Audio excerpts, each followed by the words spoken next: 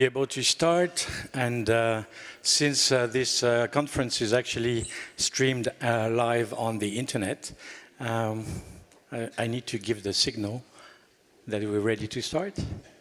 Yes, we do. So welcome to the 6th Hydrogen and Alternative Fuel Conference as part of the Monaco Energy Boat Challenge, the 12th edition of the Monaco Energy Boat Challenge.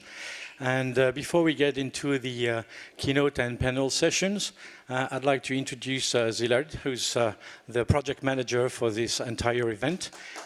Congratulations to him. He's going to give you a few words of introduction. Okay, thank you very much. Ladies and gentlemen, dear distinguished guests, it's my great honor to welcome you to the 6th H2 and Alternative Fuels Conference, organized by the Yacht Club de Monaco, in collaboration with the Prince Albert II of Monaco Foundation and the Mission for Energy Transition. Yesterday, we had great panels and discussions on cutting-edge technologies and advanced technologies on sea. But today's focus on alternative fuels. I think we can all agree in one thing, that the yachting industry and the maritime industry needs to move forward towards decarbonization, and they should become more sustainable, not later, but now. Therefore, we, the Yacht Club de Monaco, we are determined to take the lead with the Monaco Energy Boat Challenge, and we are proud of having 12 hydrogen units in our marina, alongside with the iconic Energy Observer. I hope you will enjoy today's conference. I hope you will find the topics interesting. And I hope that this conference will facilitate further collaboration and knowledge sharing. This is something that our industry really needs. And now I would like to welcome Bernard D'Alessandri, the General Secretary of the Yacht Club de Monaco, to share his thoughts with us. Thank you very much.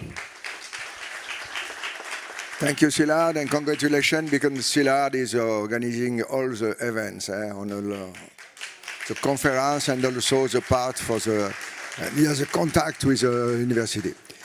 Thank you to be here. It's a great pleasure to receive you, and I wish you, in the name of the President, in behalf of the Prince Albert, we wish you a very warm welcome in our events. Since 2013, we are organizing this type of event. It's our contribution for the decarbonization of this of the yachting industry. You know, we talk a lot, but we have to do something. Everyone we have to do something. And thank you for you, because you are part of the guys, the person making the difference and working on the sustainability.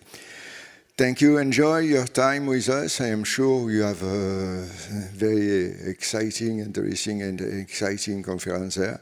And thank you, and see you maybe, certainly see you next year too. Thank you. Enjoy. I would like to take the opportunity to say thank you to the Fondation FPA2 and all the sponsors help us to organize these events. Thank you so much.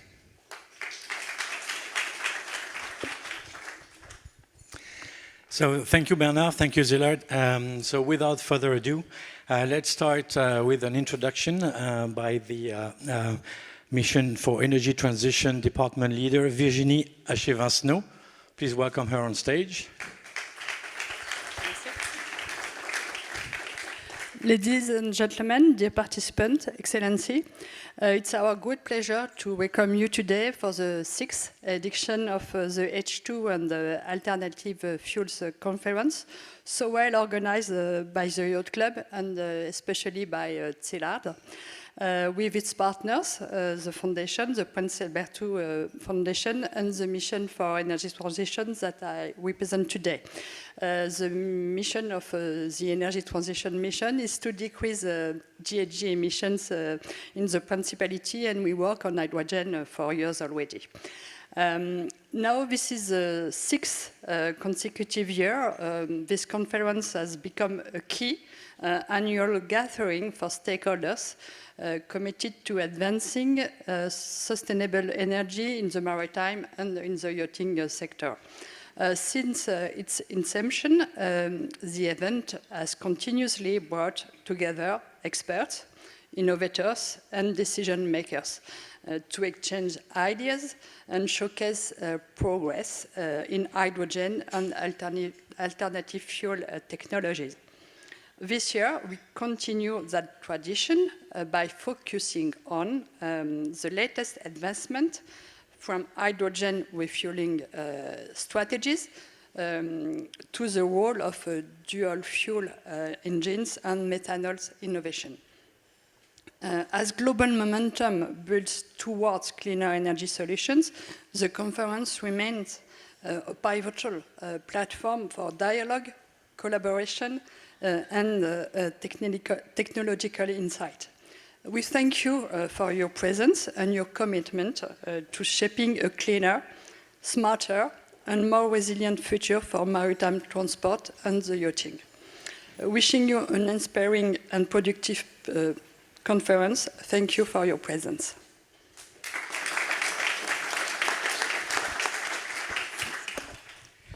And I'd like to call Salomé Mormantin, who's the Polar Initiative Manager from the Prince Albert II of Monaco Foundation, to give us a few words about her initiative. Please welcome her on stage. Thank you.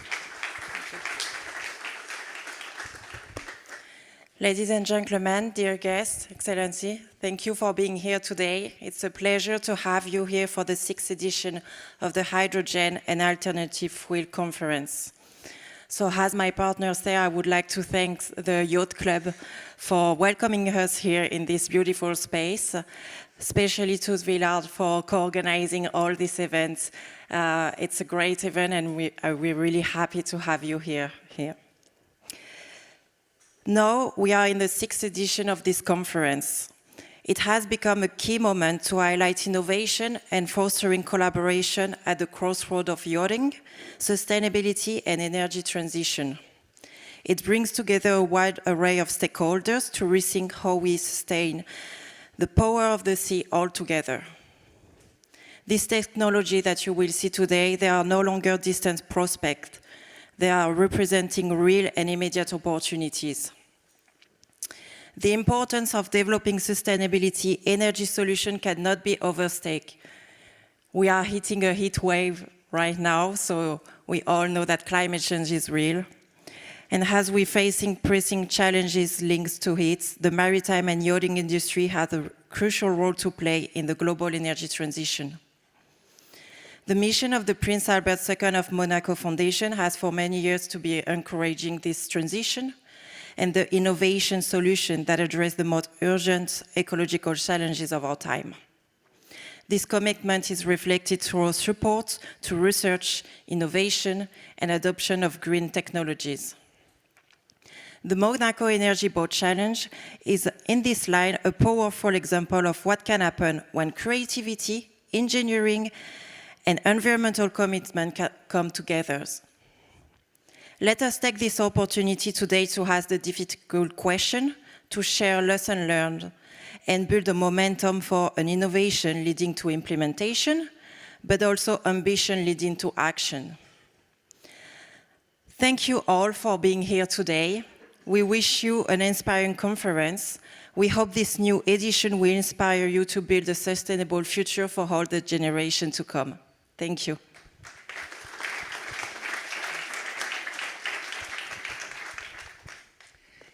Thank you. And it's become quite a tradition in this conference. We have a opening presentation that is done by Mr. Pierre Secaldi, who's project engineer at Cap Énergies. Cap Énergies has been a long-standing partner with us, and so I'd like to welcome him to make a presentation about the situation, I would say, an update on what's happening in the world of decarbonization. Thank you. Thank you very much. Good morning, everyone. Again, I am Pierre Secaldi.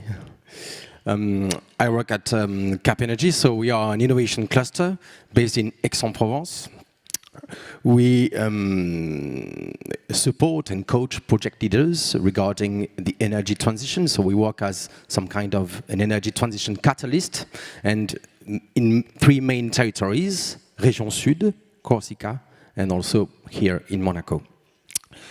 We also involve at the national level. So I'm in charge of the hydrogen sector in Cap Energy, which is why I'm speaking now and not someone else from the 20-something team that we are in Aix-en-Provence. So we also get involved on the national level regarding the hydrogen sector, essentially through the French national organization, the France Hydrogène, which is led by our general manager, Anaïk Juet-Jouen, for the local delegation in Région Sud, and we also take part in the Corsican delegation. We also get involved on the European level with somewhat 300 partners along the way since 2005. And we are currently involved in 6 European projects, 2 of which target the hydrogen economy. So yachting, or the maritime sector as a whole, contributes for 3% to greenhouse gas emissions, so to global warming. That includes CO2, but also methane and other greenhouse gases, such as nitrogen oxides, for instance. 3% is not a big number. I think we can all agree on that. The thing is that it's been increasing by 20% over the past decade, and it's expected to double again by 2050 in a business as usual scenario. So we don't want that to happen, and we can't let it happen.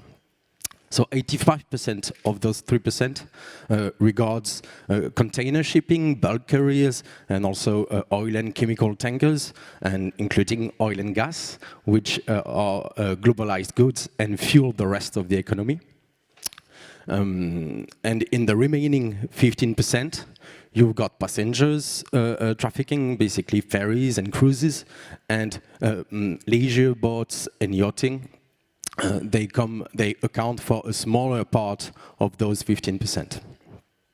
So I was saying that the scenario, the business as usual, is not what we want, and I was saying that the contribution would more than double towards 2050, but that's not what you see on the screen here on the graph. The blue line that represents absolute emissions, which is why it doesn't go up because of the efforts basically in sustainability. But as the economy increases or grows, then those emissions remain stable, and we want them to diminish. So the International Maritime Organization put up a roadmap in 2018. That is the red line, and you see that it doesn't actually hit the target of global global carbon neutrality towards 2050. So they revised the ambition, and then you get the green line. The green line states that we need a minus 20% milestone at 2030 for the global emissions of the sector, and then minus 70% reduction towards 2040 in order to hit or to match the global carbon budget, basically, for 2 degrees. So you might have figured that the sky blue area, that's the gap that we need to fill. So the first pillar to fill in the gap is regulation.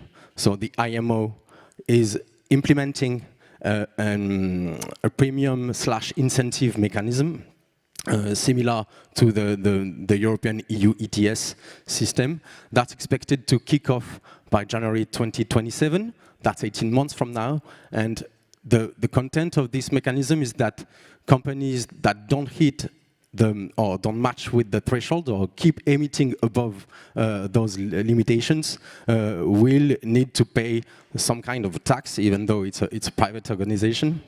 And this money collected will serve to pay incentives to more virtuous companies. So again, that's a similar system as the EU ETS, and that's also what was actually implemented, and it kicked in already this January in Europe through the Fuel EU Maritime regulation. So the numbers are a bit softer. The thresholds are -5% after 2030 and -30% after 2040 to reach -80% of decrease of the emissions of global shipping fleets, again, regarding each company fleet. And the regulation applies to all ships, whatever their flags, basically, as long as they hit a European harbor. So first pillar is regulation, second pillar is alternatives, especially more sustainable fuels. And here I show you a flux diagram of hydrogen production and use today. So first thing we see is that it weighs about 100 megatons. So hydrogen economy is pretty much alive and going. The only problem is that most of it comes from fossil resources. And when we look on the right, so it contributes to global warming, about, again, 3% of the global emissions. And on the end, on the right end of the graph, you see end uses. I mean, I only see the time, but you see uses, right? Yeah. So most of it is used as a molecule to feed, as feedstock, instance, in a way, to feed industrial processes. And only a small part of it is used as an energy vector in industrial furnaces and ovens. So we need to decarbonize that, and then make more green hydrogen to decarbonize other uses, such as, for instance, mobility. Here I show you another flow chart, but instead of molecules or materials, I show you energy fluxes. So what comes obvious is that the orange part, which represents the losses along the process, is quite big. So we lose about 50% of the electricity that we put in. We only collect 50% of it in the hydrogen molecules in the end. And then when we feed hydrogen to a fuel cell or to a combustion engine, then in the end, on the life cycle basis, we get only 25% of energy, of useful energy. The same story goes, it's a bit worse because the molecule is more complex for methanol, whether it's e-methanol made from renewable electricity, CO2 and water, or whether it's biomethanol made from entirely biomass. That's the green band, basically. So again, we lose a bit more than half of the energy we put in. And then when we feed an engine with that, we lose, again, a bit more than half. So we hit about 20% also. I mean, a bit less, again, than for hydrogen. And again, the same for green or blue ammonia, whether we make ammonia from renewable electricity and green hydrogen, or whether we make it the historical way through the Haber-Bosch process from methane directly, but with carbon capture and storage at every step of the process. So now you can think, well, is this really good? It's actually very good to have alternative sustainable fuels just on one condition. That condition is that the primary resources must not be in scarcity. Those resources are low carbon electricity, water supply, and some biogenic CO2.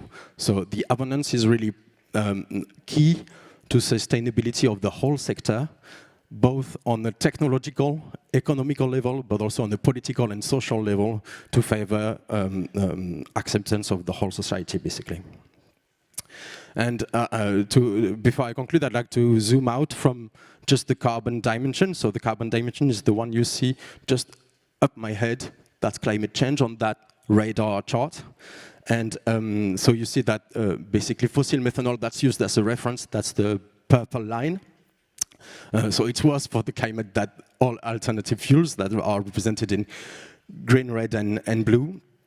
And the thing is that you see that when we look at the bigger picture, planetary boundaries like, environmental impacts of alternative fuels are not so much better than the fossil counterpart when we look at other dimensions about these impacts.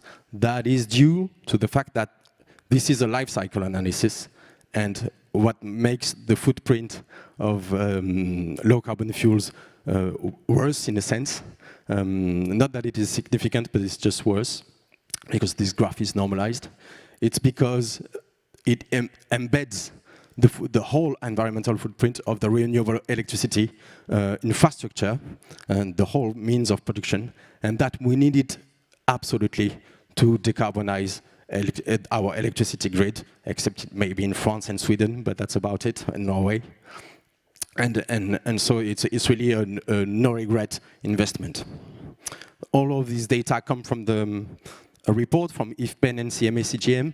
I encourage you to read through it because it's really a gold mine on what we should do and how we should do it to decarbonize the maritime sector. So I'd like to leave you with 4 rules or principles to decarbonize yachting. The first one is sufficiency. It comes a bit obvious, but small is beautiful. The smaller the boat, the smaller the engine, and the smaller the engine, the smaller the impact. The second principle is efficiency. So I must say that I was a bit surprised yesterday that I didn't see any hydrofoil or toroidal propeller in the boats downstairs. But I might not have seen all the details, and they might keep the secret as well. But those are really, really good to favor efficiency. Third one is zero emission by design. One cannot be, of course, it's a sailboat. And the fourth one is the one I spent most time talking about. That's alternative fuels. You might have recognized Bill Gates' new toy that runs on a hydrogen fuel cell and a methanol fuel cell. I thank you very much for your attention, and I'll stay with you all morning. Feel free to come and grab me.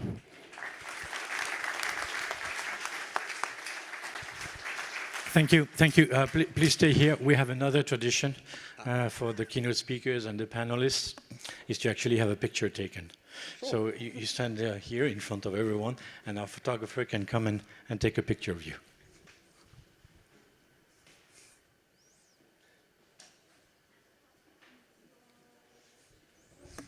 Thank you. Thank you for this great update on the situation and the various options and solutions. Obviously, as you said, part of today's sessions is about the various ranges of alternative fuels and the benefits and challenges, especially, that are being faced by the hydrogen society. So in order to get started down deep into the technical approach, I would like to call Charles Boulanger, who's the co-CEO of Innocell, who's going to give us an introduction or presentation about hydrogen's role in high-performance marine innovation. Please welcome Charles to the stage.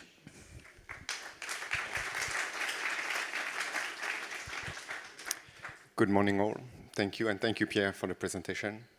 So yeah, we'll talk about something concrete and something fast. But before I start, I would like to thank Bernard, Szilard, and Alexandre for the very good organization. And as a quick background, I'm an engineer, a motorsports engineer. I spent most of my career developing race engines for motorsports. And today, I'm part of Innocell, where I look after all the mobility sector. So, of course, Innocell's key advantage is high power. And that's what we're going to talk about. So, yes, we have a boat. Yes, it works. And good news, it's downstairs. You can have a ride on it later on. So it's been 2 years and a bit now that we started this project. And the idea is to have a boat as a demonstrator to prove that high-power fuel cell with less requirement on battery works and delivers speed, reliability, and efficiency. So just to start, I have a couple of numbers to show you. So it's 490 horsepower boat. It's a 8-meter long boat, and it achieved nearly 90 kilometers or 48 miles per hour.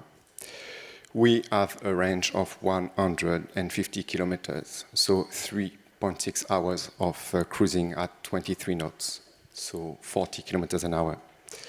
And that would cost around 100 euros a day. So those are ballpark figures we were able to extract from having a functioning boat. So we achieve 100% of the look and feel, 100% of the performance of the petrol equivalent with only a compromise on 25% on the range. So high power, green mobility is here, it works, and you can use it. So roughly, we'd like to take a step back and compare with, for example, an electric power boat. So if we take on the left a current boat, electric boat, available to purchase, similar length, similar power. So here we're talking about 10-meter long boat. Using hydrogen, we can have the same power, same top speed, but store 3 times more energy using current 700 bars gaseous tank. So no rocket science, nothing unproven. It's packaged on a boat, similar design as an electric boat, and we have 3 times more range, 3 times more autonomy. So we haven't reinvented everything, we just adapted existing technology and used the high power, high efficiency fuel cell from InnoCell. So if you're interested, if you're a bit a nerd and you would like to know how it works, we implemented like a combustion engine. As I mentioned, it's not like a conventional fuel cell. We tend to be coupled with a large battery where the battery provide the peak power. Here, we're able to have the power and the energy coming from the fuel cell. So one main device. All the energy is coming from the tank. Here we can see the 3 tanks, 2 longitudinal, 1 transverse. On the left, you have the 2 fuel cells with the exhaust at the back. And on the front, we have a battery that we use for the development. So here is the current layout we're using. And what we found is, without to have rely on 2 main systems, with mainly the fuel cell used as the engine, it's a simpler architecture, simpler to integrate, but also simpler, more reliable control system. So if you want to know more about fuel cell, which I'm sure you do, we start from the top left, where we have membranes and bipolar plates that have an electrical chemical reaction. So it uses oxygen and fuel, hydrogen, to create electricity and water. So really much like an engine, when you feel air, you feel fuel, and at the end, you have energy. So the stacks, like the engine block, is developed with the team of InnoCell in Saint-Égrève. So that's the core IP of the company, using some base pattern from the CEA. Then on the left, we had what the equivalent of an engine, the balance of plant, where from the stack, we add compressor, we add air management, hydrogen management, thermal, and that gives us a balance of plant that then is integrated into a powertrain that we developed here with the team in Cannes, where we add the tank, the control system. Often we have a VCU as well, so we control the implementation of the fuel cell, the power, the energy with the vehicle. And the transmission, as you can see here, is the propeller. So what does that give us today is a path to have similar packaging as engine currently fitted on boat. So we have an offering where we can transport the technology, the architecture we have today into net zero high power. And this is what's happening on the hull, on the boat we have here. We just modified the hull with one inner wall that was moved forward to make room for tanks, and the floor slightly higher again to facilitate the integration of the tank. So it works, and it's simple. Now, by having the boat for more than 2 years now, a year and a half now, sorry, we're able to share some numbers. We're able to use it. We've been refueling it both at sea and on land. And yeah, what we found out is compared to petrol, only 25% range reduction. So for most applications, most use cases on a leisure boat, you never run empty on a fuel tank. You always keep some fuel in the tank. So 25% reduction is not often a big deal for 90% of the use case. Then the beauty of hydrogen compared to battery is fast refueling. So you're not bound to be stuck on a jetty waiting to refuel. And then, of course, when you talk about emission, because that's the point here today, we have probably some of the lowest life cycle emission. The fuel cells are made in France. The hydrogen can be green, as we heard earlier. And all of that has a will-to-well emission balance, very efficient compared to battery that often come from Asia, or diesel that has a high CO2 footprint. So the nutshell here is we're not competing face-to-face with battery, but where battery can't do the job because you need range and power, or the same, both. So when you want power for a long time, battery can't really keep up, and this is where high-power hydrogen has a room. And yeah, roughly, we're happy to discuss later. We have a team downstairs with a boat. I would be in the room. But we have been able to explore all the TCO. And we know about the CapEx. We work with a shipyard in Italy, Tullio Abate, will be here later. And the OpEx as well has been now understood and is being redefined as the hydrogen price goes down. So the premium versus BEV is only 20%, but we have 3 times the range. So now, the less good thing. We need a wider stakeholder engagement to make it work. So I know a lot of people in the room are involved, either in refueling or regulation, and also safety. But safety is transferred because it will be filled. Like all the development in refueling, all the development in regulation, which need to happen faster, will lead to development in safety. So everything is linked together. Safety will not be able to go forward faster if there is no use cases, if there is no boats, if there is no system to develop. And those systems depend on refueling and all the regulation. So that's really the key message here. And there's a lot of path forward with ammonia and methanol. It's very, very attractive for the maritime environment. And he used methodology, and the principle of having compressed gas as a vector of energy is well understood. So yeah, that's what I had to share in 10 minutes. Thank you.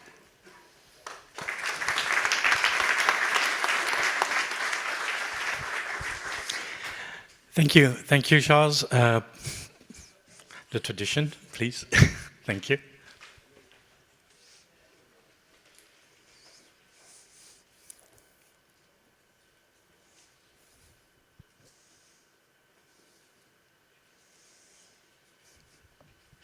Thank you. It's probably the toughest part of this exercise, is to stand here waiting for the photo to be taken. Thank you. Great introduction to obviously the reality of hydrogen technology. As we know, it works. It's been proven time and again. We've seen from Pierre's presentation as well, and previous editions of this conference, that there's a number of power boats powered by hydrogen that have come onto potentially the market. We've seen them at the America's Cup also with the chase boats powered by hydrogen. So technically, we know it works, we know it's worth it, we know it's efficient, but we also know that the situation is facing a lot of stops, especially on the refueling infrastructure, something that we will talk about in one of the upcoming panels. But in the meantime, before we get to that stage, there's one particular subject that caught our attention. I mean, we've been talking about it for many years, but the reality is that everyone talks about CO2, about greenhouse gases emissions and the reduction of CO2 emissions. And we tend to also forget, or often forget, the danger and the impact of particulate matter, of NOx and SOx, which is why the idea of this first panelist and first panel session is to actually have a bit of an understanding of the situation and what is being put in place in terms of regulation and technology solutions to address the issue of cutting these pollutants. So in order to start with this panel session, I would like to call Engel-Jan de Boer, Global Yacht Segment Director from Lloyd's Registered, to the stage. He's here at the back, he's coming now. Nathalie Kever, who's the General Secretary of the Sea Index, who should be here as well. Then we have Pierre Charles Maria, who's the President of Atmosud. Ezequiel Canolanza, who's the CEO of High Naval. And Carlo Bertoglio, who's the Sales and Project Director at Hug Engineering. Thank you, ladies and gentlemen. We still have an imbalance between men and women in these sessions, but Hopefully things are getting better on that front as well. So in order to get started, before we get to the questions stage, a quick reminder of how it works. Each of you in that order will give a short presentation introduction of what you do, who you are, and what basically why you're here, explaining your propositions in a way, and then we can start a conversation between yourselves, myself, and potentially the audience, if we have time, asking questions. All right? Now that the rules are set, Engelian, if you'd like to start, I can either give you the clicker or I can do it. You can do it if you want. I would love to have you at my service this time around. Very good. Thank you very much. I'll actually stand up. I prefer to stand up when I speak. Good morning, all. My name is Engelian de Boer. I'm the yacht segment director for Lloyd's Register, which basically means I manage the segment within LR from all different aspects, including technical aspects, commercial, marketing, etc., etc. I'm not here to pitch, really.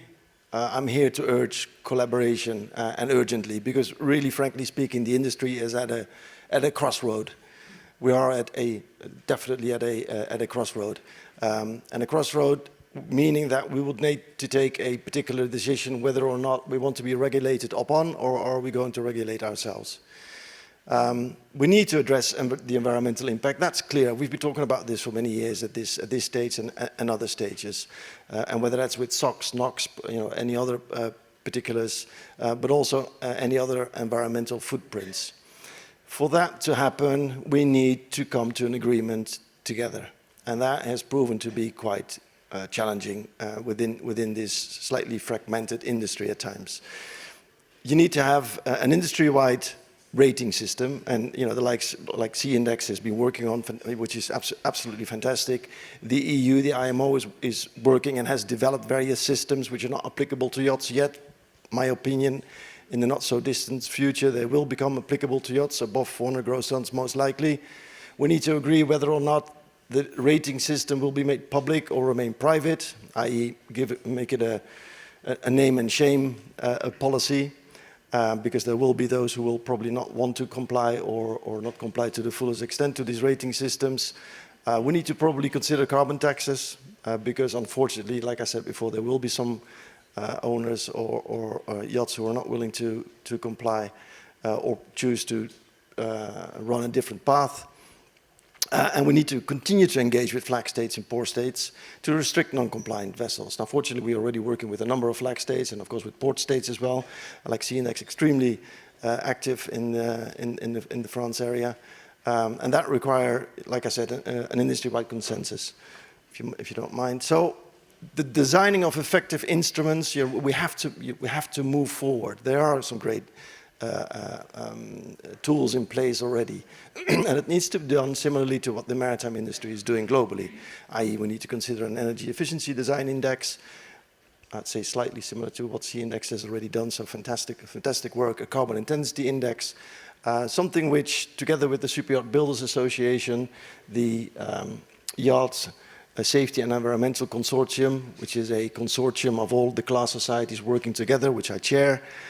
We've worked together with CBUS to submit a submission to the IMO proposing such indexes. I think we'll need to probably work along something very similar to what the IMO has developed in terms of imposing carbon taxes, and that to me is the only way forward. So my plea really is, we either agree to work together and move forward within the industry to demonstrate that we're able to do this, or undoubtedly we will be regulated upon, probably in a manner which we will not like. That's my plea. Thank you. Thank you. Thank you. I think the message is pretty clear. Nathalie? Good morning, everybody. So after yesterday's announcement of collaboration with Bureau Veritas on noise pollution, I'm back here today to announce publicly that we have incorporated Atmos Sud into the C-Index as a partnership, acting as third-party verifiers on a project that we're working on together. So we're very happy about that. If we could just go to the next slide, please. Sorry, thank you very much. So exactly what Engel Jan was saying, we really believe in collaborating with people who have more knowledge than us. We have the means to try and push the sector forward with the position, the very fortunate position that we have here at the Yacht Club to have direct access to people who are heads of industries and who also own yachts. So, and also after having collaborated, we still collaborate with Lloyd's Register as third-party verifiers, because that's very important to have the third-party verification on the CO2. We wanted to have that properly under our belt before we move to another segment. And now we're very happy that we're in a position to collaborate with Atmos Sud, who have huge expertise to help us with the particulate matter and the atmospheric pollution, because it was thanks to discussions with Pierre Charles on in other panels that we discovered this, and we're very happy about that. So, voilà, this is the public announcement that we are collaborating with them, and we will have more information on the actual technical side. We're looking at a system where we can maybe incorporate the CO2 work that we're doing with Lloyd's Register, with the NOx emissions, and so voilà. So we still have a lot of work ahead, but we're confident. Thank you very much. Thank you. Pierre Charles, you'd like to add a few words? Yes. In fact, perhaps you don't know, Atmos Sud is an organization mandated by the French government for the air quality monitoring for the region Alpes, Provence, Côte d'Azur. Atmos Sud is also working with environment departments of the Principality of Monaco for maintaining, standardizing analyzers and preparing emissions inventory, modelization, and all these elements. In fact, we have now the intention to work in 3 directions for 3 compartments which are very linked: air quality, climate change, climate, and energy. We have a very good presentation for Cap Energy, and this is very, very connected. And Atmos Sud is working for now several years. The implementation of the monitoring starts from 1972, near the Fosbear industry sector, and then to the large cities, and to cover all the territory. But since 1915, we have started a huge effort on the marine sector. And we work with the cruise companies, the operators in the harbor, like the great Grand Port Maritime de Marseille. And we have now a very good knowledge with different programs involving harbors around the Mediterranean and also the other sea, the Atlantic. And one sector was missing. It was the sector of yachting. And we were very happy to start a collaboration with C-Index Association and Yacht Club of Monaco, because it's very important to improve the C-Index to take into account the air pollutants, not only the greenhouse effects. The work done was very impressive, and I recognize. And Atmos Sud is also happy to start this collaboration, because we can, like this, improve our knowledge and the improvement of the emissions factor of different vessels, you see. And so we are starting this, I think, very stimulating collaboration. Thanks. Thank you. Thank you, Pierre-Charles. I'll have plenty of questions for all of you following what was said. Ezekiel, if you'd like to make... so this is still atmosphere, so we didn't go to that slide. You want to say something about it, or...? No, we have if you look at the atmosphere on the internet, you can see several program of research programs with European programs or collaboration with Italy, for example, Interreg programs, and so you can see the gain in knowledge. We can cite the Skipper project, which was very, very large. And we implement one interesting thing is monitoring of plumes from the ships, you see. And this is very important for harbors, because we can have a knowledge of the impact on the shore and the residents and the citizens around the harbors.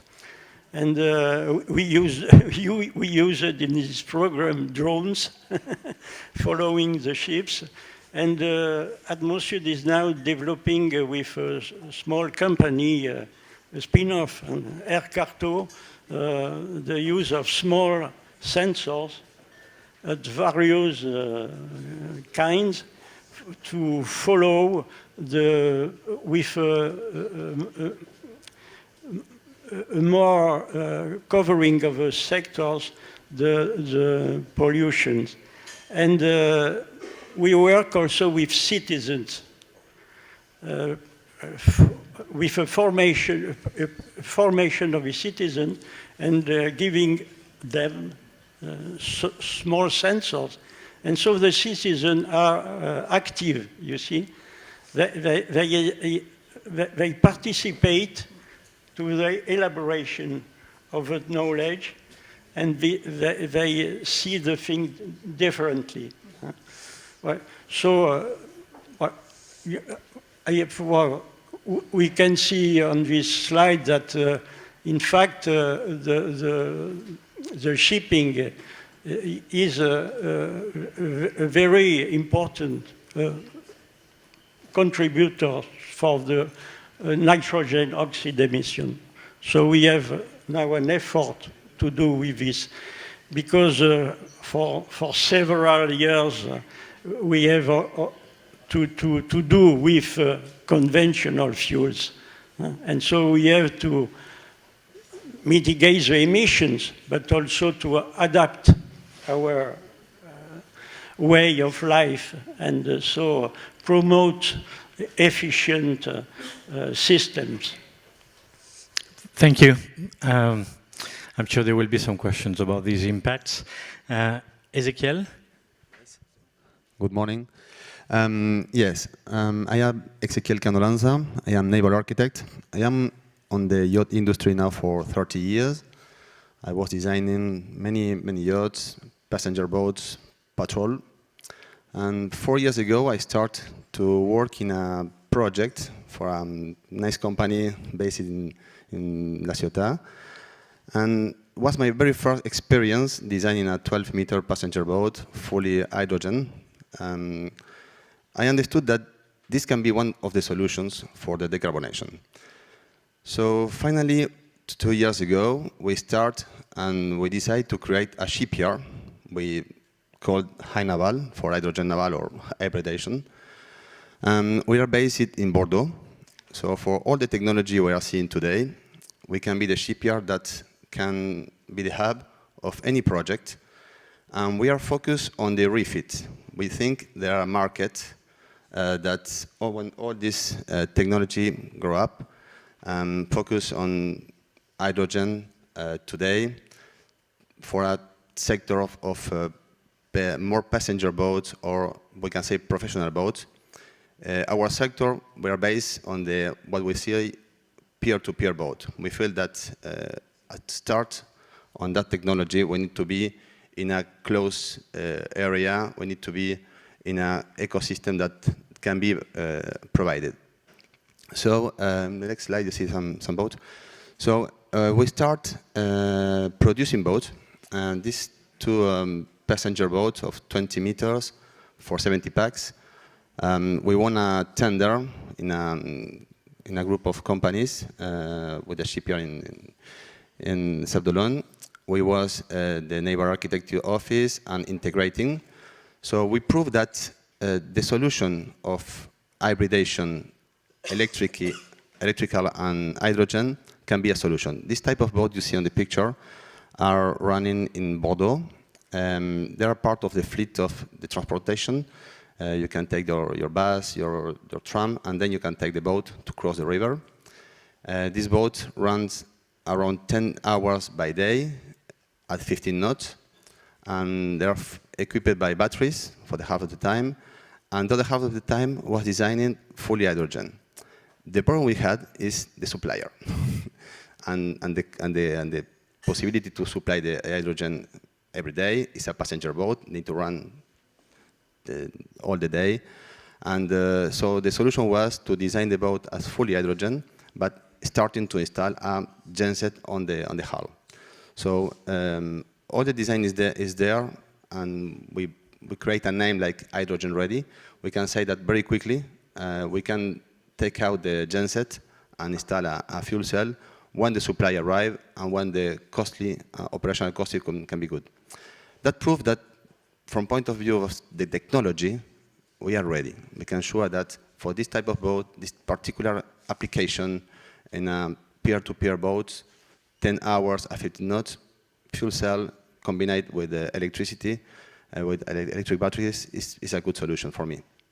Then in our shipyard, we have 2 dry docks, part of the Grand Port Maritime de Bordeaux. We are our partners. And this dry dock, we can welcome cargos and ferries from up to 200 meters. So our company, High Naval, now is focused, we can say, from 24 to 40 meters, small ferries and passenger boats on the electrical solution and hydrogen solutions. And then there are gaps, and we are now trying to catch the maritime industry to bring the boats in our shipyard, in our dry docks, and start to propose combined solutions. Maybe it can be a solution for hydrogen for the other load, and maybe it can be other solution that we are seeing, for example, in other boat, maybe sails, maybe dual fuels. So we are exploring all that solution for the maritime industry. So you are welcome to visit us. Thank you. Thank you. Right. Thank you. And Carlo, you've got, yes, I've got a slide. Thank you. Carlos is Bertoglios is director of UG Engineering, 15 years in this specific field of environmental reduction technology for yachting, especially for maritime and yachting. Our company is specialized in emission control for many sectors. Yacht is one of the most representative and most satisfactory and more successfully, where our brand is really famous. But what I want to underline that we treat emissions for many sectors. Means where there is a new need, we develop new product and then we spread to the others. So it's the case of the yacht. We enter in the yacht simply because we have already done 800 diesel train in Switzerland. Somebody from the industry asked, please, a diesel engine is a diesel engine, not only when in a train, but when in a yacht. And it's so dirty, the suit, the PM are so annoying that they forced us to go to work in the yacht. That started in the 2005 for PM reduction. But the NOx reduction started in the 92 because there was a need and there was a law, there were grants in Norway, Sweden, in the Scandinavian area, that if you add a cargo ships, You could gain grant and reduce the taxation, reduce the payload and so on, having environmental solution. So we develop urea systems, SCR, selective catalytic reducer, with urea in the 92. Then what's happened? We, if you can, we restarted, we stopped the business in the emission control. We restarted in the 2015, 13, 14, okay, in these years. I wanted especially to invest in technology to fulfill the IMO rules. I want to be a bit provocative, but I saw that the same concept were drawn by the colleague here from Lloyd Register. So the technology is used, not driven, but used by the law. Based on the law, the technology can be adapted or not. But we try to develop technology independently from the law. Means we are in the yacht. I was searching for some good picture during the presentation, and then the last was a picture that where we are. If you look from that side, you see the Yacht Club, and you have on the left the newest yacht. Most are my clients, so I know almost all, very new, IMO 3. They fulfill the latest technology, the latest law, the IMO, International Maritime Organization. On the right, we have the cars, the most beautiful cars in the world. Most are diesel, and they fulfill the European law, Euro 6, Euro 6D. What is the difference? Why, on this side, we have to fulfill the same emissions of the open sea, shipping, cargo, 300 meters, bringing goods from China to West Coast US and vice versa, polluting like hell. But the owners and the community, the yacht, are here. They jump from the best car to the worst ship. There is something that is mismatching.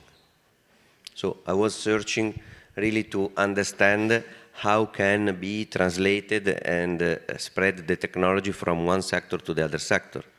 When I started in UGA, I started to do retrofitting for buses. I worked with Nice, with many towns in Italy and in France and so on, and we did years ago.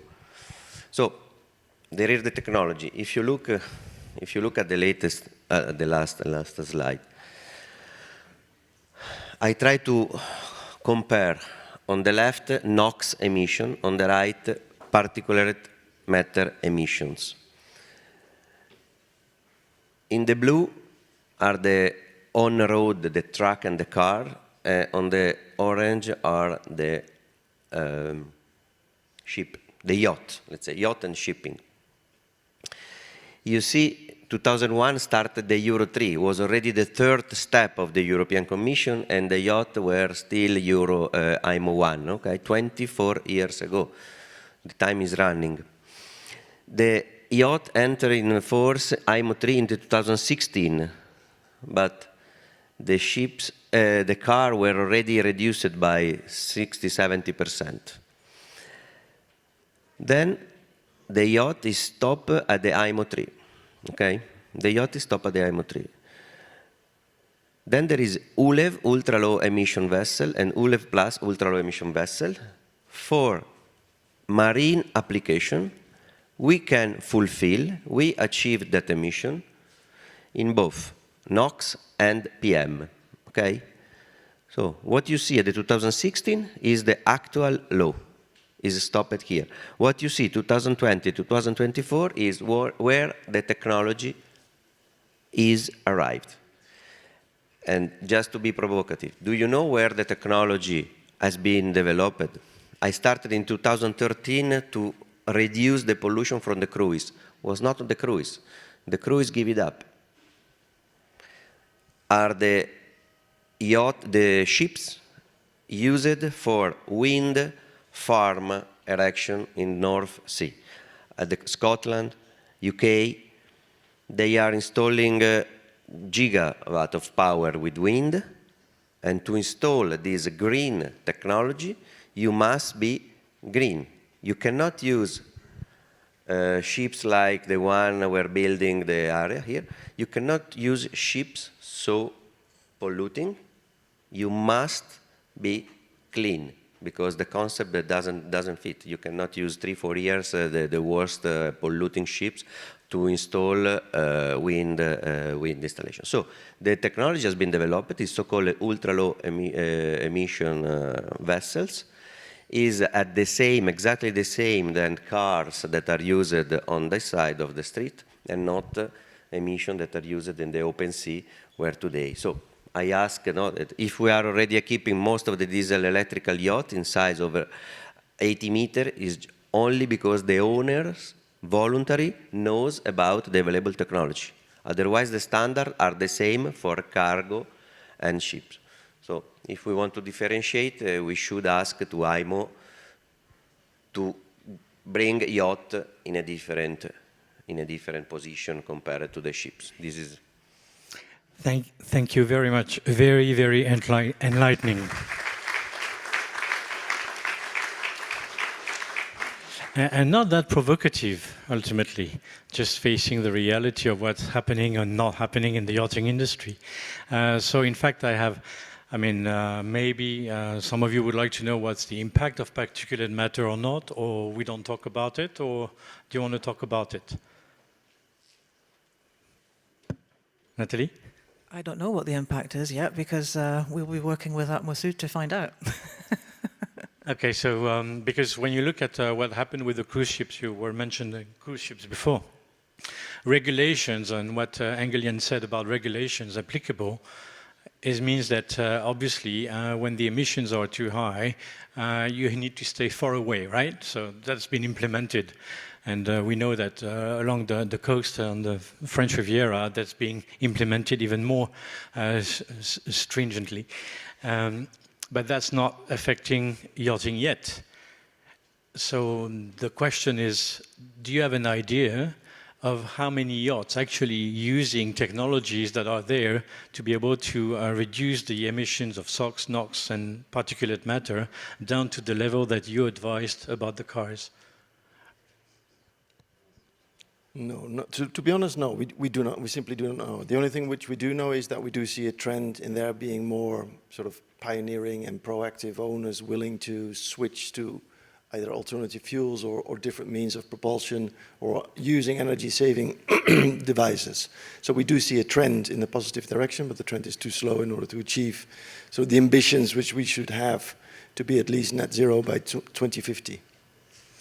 We had yesterday, a lot of the discussions were about data, and obviously Pierre-Charles was mentioning how they're using sniffer drones and other sensors to capture data about air pollution. So the question is, do we have data about the emissions from the yachts that already are able to collect that data in order to improve the situation, or it's, at the moment, it's a desert of data? Well, from our perspective at the moment, it is a desert. But, for example, I think we're going more towards real-time monitoring of emissions.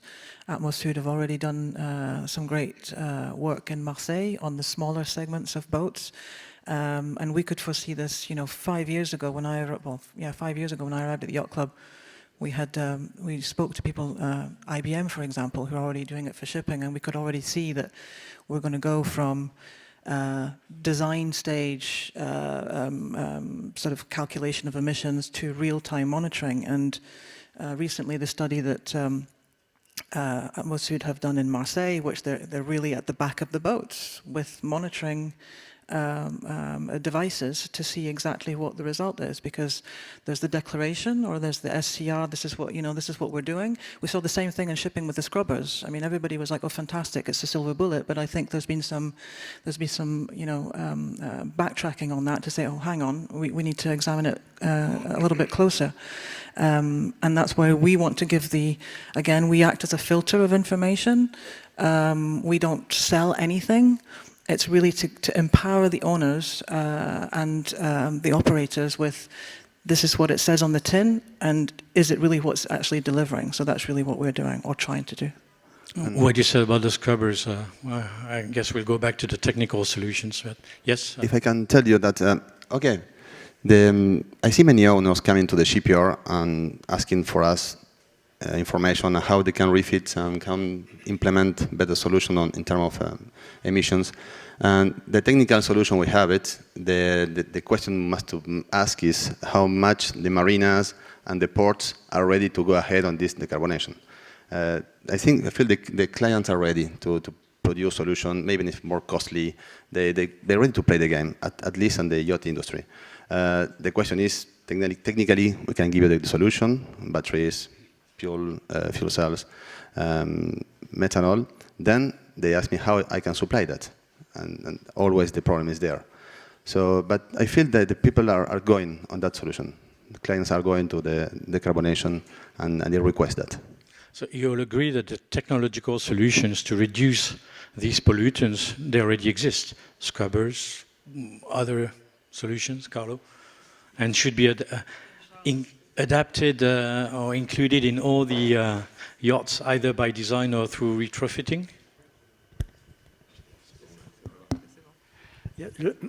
Yes, there is an important problem with scrubbers because it's a sort of laundry. You clean the fumes and you put in the water what is remaining. For scrubber for the ships, for the yacht there are no scrubber. No. For large ships. So there is a few huge ships using SCR, like La Méridionale, which is a company of ferry. There is one ship, and the Piana. And so it's very important to use systems which are really clean. But I think we have to use alternative fuels like hydrogen. For hydrogen, we are speaking of green hydrogen, gray hydrogen, and very few of natural hydrogen. And this is a sector of research which is important now, because I read a recent study from the US Geological Survey saying that the amount of natural hydrogen which is on the Earth is largely greater than what we've been consumed by the whole humanity for longer than 200 years. Yeah. And this natural hydrogen is coming from the reaction of water on magmatic rocks containing iron and silicium. But this is at the stage of research. Yeah, we're a bit off track here. Yeah. So natural hydrogen is going to be another topic at another point. If we go back to what we said about solutions and application on yachts, Carlo. I would say just that some yachts are already installing, at least on the generator, the diesel particle filter for personal purpose to get rid of water, black water and so on. But I want to mention one, for me, important event and changing that is happening in the world is the CARB, Californian Air Resource Board. I was there 2 years ago in Sacramento, and last week I was again in Canada on the west coast, because it's taking place an adaptation of the rules. The CARB launched the EPA 4, the latest technology and so on, Then they recognized that EPA 4 was not effective for the particulate matter. Was the engine makers, they made EPA 4 compliant engine without having a diesel particle filter. So the population, the harbor, the area were still affected by a lot of the soot particulate matter. They implemented a particulate filter on top of the EPA 4 solution. And now they are forcing, a part of the yacht is not interesting, they are forcing oil tanker or a dry cargo when they approach the harbor and they have to discharge the goods with diesel engine that they move pump, they move air compressor, they must be equipped with diesel particle filter. This is an example that even the law can be adapted to the latest technology. And then in 2 years, it went from a design, from a dream, let's say, to an application. And I was in Vancouver last week exactly for retrofit oil tanker of 250 meters moving crude oil from West Coast, from Vancouver to San Diego. And they cannot pollute anymore. Stop. The technology is there. So what you're saying is basically we should go for alternative solutions as soon as possible, clean ones. But if in the meantime we end up with yachts that are not equipped or it's complicated, the retrofitting can be done to make sure that the level of pollution can be cut as low as possible, basically.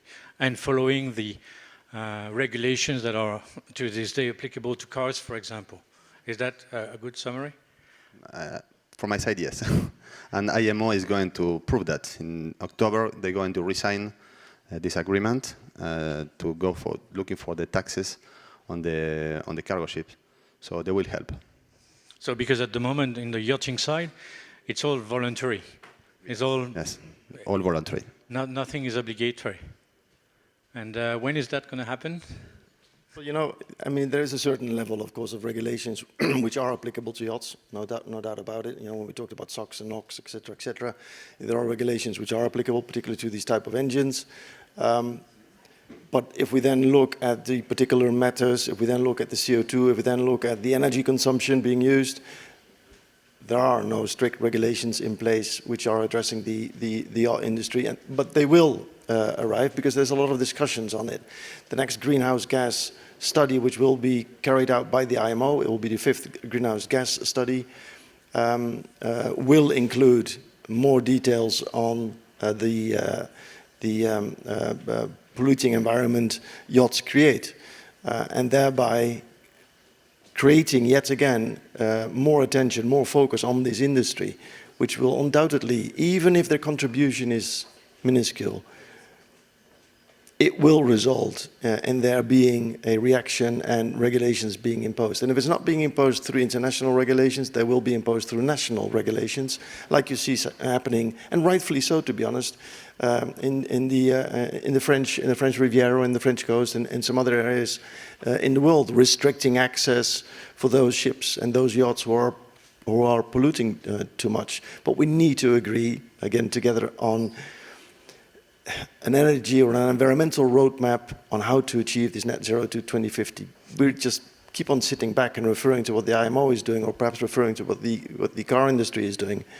We have the ability, we have the technology, we have capable persons being able to develop it. We just need to come to an agreement. We need to make sure that we have indexes which are supported throughout the industry.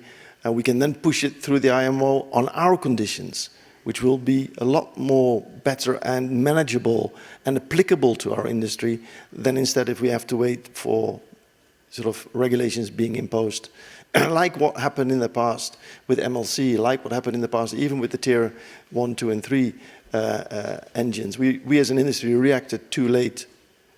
But now we have an opportunity to do something about it at an early stage. To be honest, I think we're already a little bit too late. I think this is our last sort of 6 months to about a year that we're able to get our seats at the table, negotiate for something which is applicable and useful for our industry, and demonstrate that we take our responsibility. And that can be done through the great work being done through ISO, through the IMO, through the C Index, and lots of other parties, but by working together.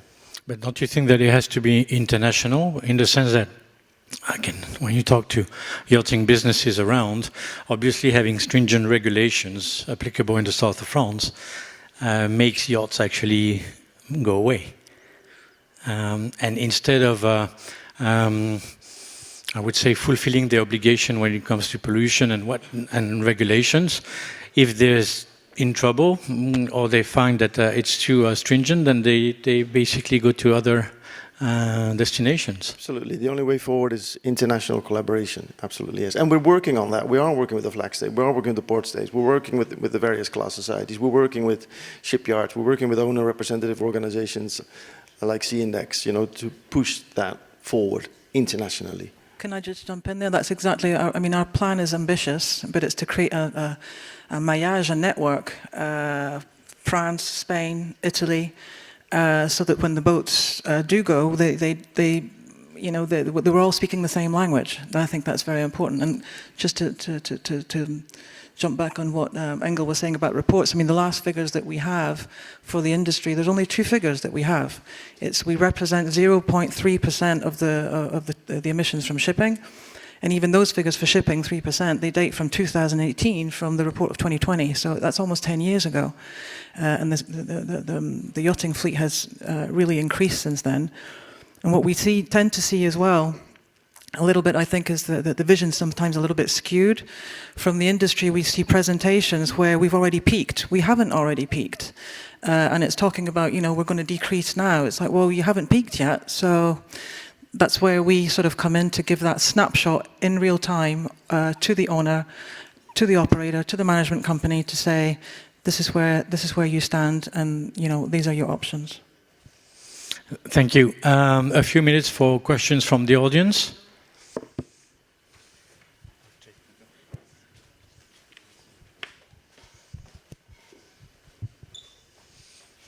Thank you.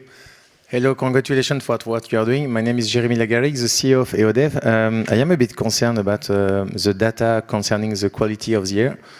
During the presentation, I was trying to look on my phone, and we used to have access to those live data because we have many satellites looking for NOx, SOx, the quality of the air. It was very clear that we can see the transportation of boats. It looked like we do not have any more access to the one coming from the US. We all know why, but we still have access to the Copernicus satellite, which is quite good. So I need to understand why you say we do not have yet the data. So that's a bit my point. Maybe I do not understand, and sorry for that.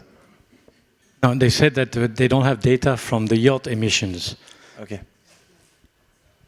But maybe you can explain a bit, because I'm sure not having any more access to the data coming from US might be also some important impact for us to take the decision. Huh? Absolutely. I mean, if we don't achieve, if we don't obtain the data, it will become a bit more difficult.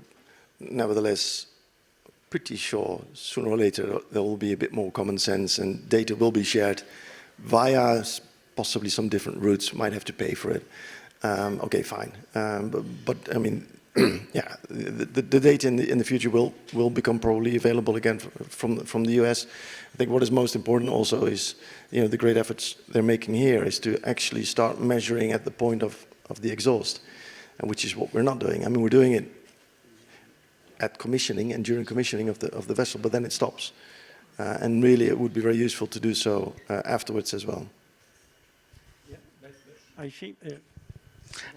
When you said you do it at the commissioning of the vessel, but that data is stored somewhere and being used somewhere, or is just stored for? We're using part of the data. Yeah, I mean, part of the data to do analysis. But usually it's just a confirmation to see whether whatever has been installed on the ship is still comparable to what was being done whilst it was being tested ashore. So. Okay, and then the reality is different usually when you start operating. Even with sort of some of the systems being installed, there's still considerable discussions with Tier 3 engines and how they operate in Tier 2 areas. Once you switch off a CSR system, yeah, there's all sorts of discussions still happening. But it just needs to be monitored so we know better. Thank you. I think you pointed something which is very interesting. In fact, the important thing concerning air pollution, climate, it's the exchange of information to improve the knowledge and possible actions. it is in this context that we are working at Avancer to promote the exchange of information within operators in harbors, cruise, and all the sectors, to have a factor of emission which are more precise and more effective, and so give information which are more realistic for winner actions, because the operators can adapt for the port, for the harbor, the way of the circulation of the boats, and different actions, and for also the owners of the ship. And I think one other thing which is very important, it's social acceptation. And this is one of the aims of our work. Is that yachting, it's very important sector for economy in our region. And we have to work with everybody, owners, operators, but also citizens, to have a social acceptation. And this is, I think, the main purpose of our action. Thank you, Pierre-Charles. There's one last question from Daniel. Yeah, my name is Daniel Cherchi from Rolls-Royce MTU. Yeah, thanks, first of all, bringing that topic back. Let's say we're with the pollutants, don't we forget. I have a question. So I think there was clearly a lot of statements. Yachting is not enough, or maybe not regulated strong enough from the IMO, and technology could do more. But at the moment, IMO is discussing mainly how can we make the after treatment systems which are in place actually more effective, so increasing the operational range where the after treatment needs to run. So I would be interested if actually this discussion, what is your assessment, will that bring us already forward, or is this, because that will affect yachting too, or is it, let's say, just a drop in the ocean? Daniel, very, very good question. I would like to probably the last time that we met was exactly. But this is a paradox, let me say, because the IMO or the technical commission that CIMA are asking, for instance, to us to prove the effectiveness of the diesel particle filter for the ships. I was talking, ships are ships, yachts are yachts. The engine are completely different. So we have more than 250, at least 250 yacht installed, DPF installed on yacht. And now the technical commission are looking to extend to the ships. But it can be 1 year, 10 years, or 20 years, it depends. Because then you put a drop of wine in a water and you lose the effectiveness. Having 250 applications in yacht, they are looking if are applicable or not on the ships, for then to change the IMO rules for ships and yacht. So for me, if we do not split yacht and ships, we will never come to an end in terms of applicability of technology. Thank you. Let's see that as a positive sign. Thank you very much to our panelists. If you'd like to give them a round of applause, and while you stand up and we take a photo.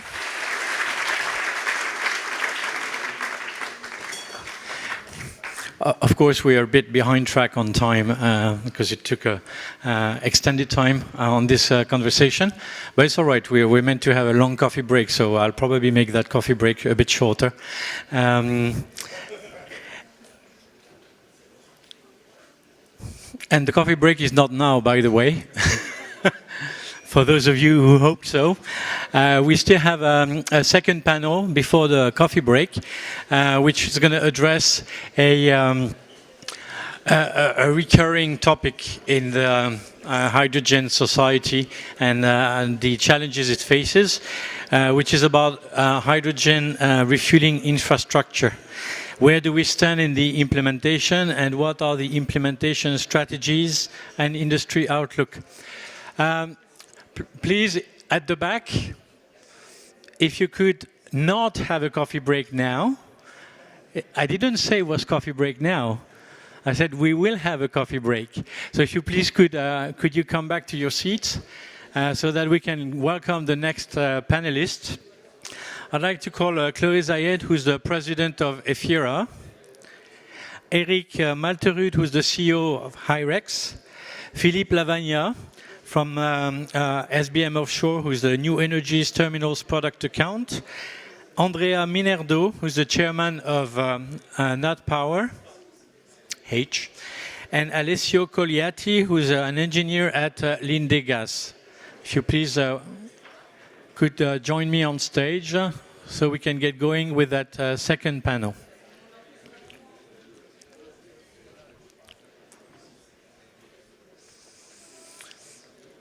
We're missing the one lady.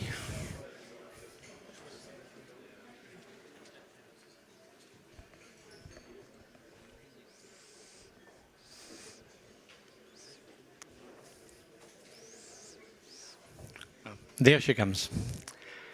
So thank you all for joining us. As I said, hydrogen refueling infrastructure has been a challenge that was mentioned, I think, right from the very first hydrogen roundtable. So we're now in the 6th edition. It was already something that was highlighted as a key challenge at the first hydrogen roundtable, with lots of, back then, interesting prospects about the possibility to have hydrogen refueling stations all along the French coast and in Monaco. And the reality at this stage is pretty much, I wouldn't say pessimistic, but to be realist, it's like there's nothing or not much available.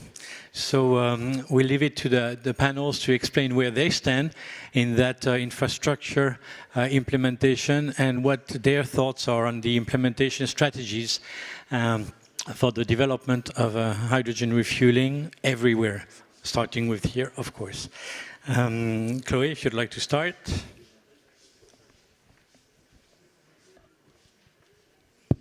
C'est bon. Merci, Laurent. Hi, everyone. So I'm Chloé Zayed. I am a boat captain, first of all. And we're just going to be back in 2021 because we made this, the first hydrogen leisure boat fully certified and operational. And after that, I just realized that it's going to be hard to sell any boat if we don't have any refueling station, actually. So that's why we decided to create EFIRA. So EFIRA is a full ecosystem with boat and refueling station in a closed ecosystem, because it's not the same problem and homologation and stuff to make a public refueling station. And actually we launched also the first ecosystem last year in Marseille, for real. You can have it on the picture on the left. So it's in a leisure port in Marseille, of course. Actually, it took like 2.5 years to make that. Yeah, I can tell you that in a minute, but it took 2.5 years. It was a huge challenge with the port authority and behavior also of user in the port. But we made it, and because of this, we were to the Olympic Games, so it's the third picture here, and we were a protocol boat during this period in Marseille. It was also a nice experience, intensive actually, but we've made it also. And after that, since that, we surprisingly had a lot of demand from ports and public authority, because they are really committed in maritime decarbonization, and they need to have an open solution, I mean public open refueling station.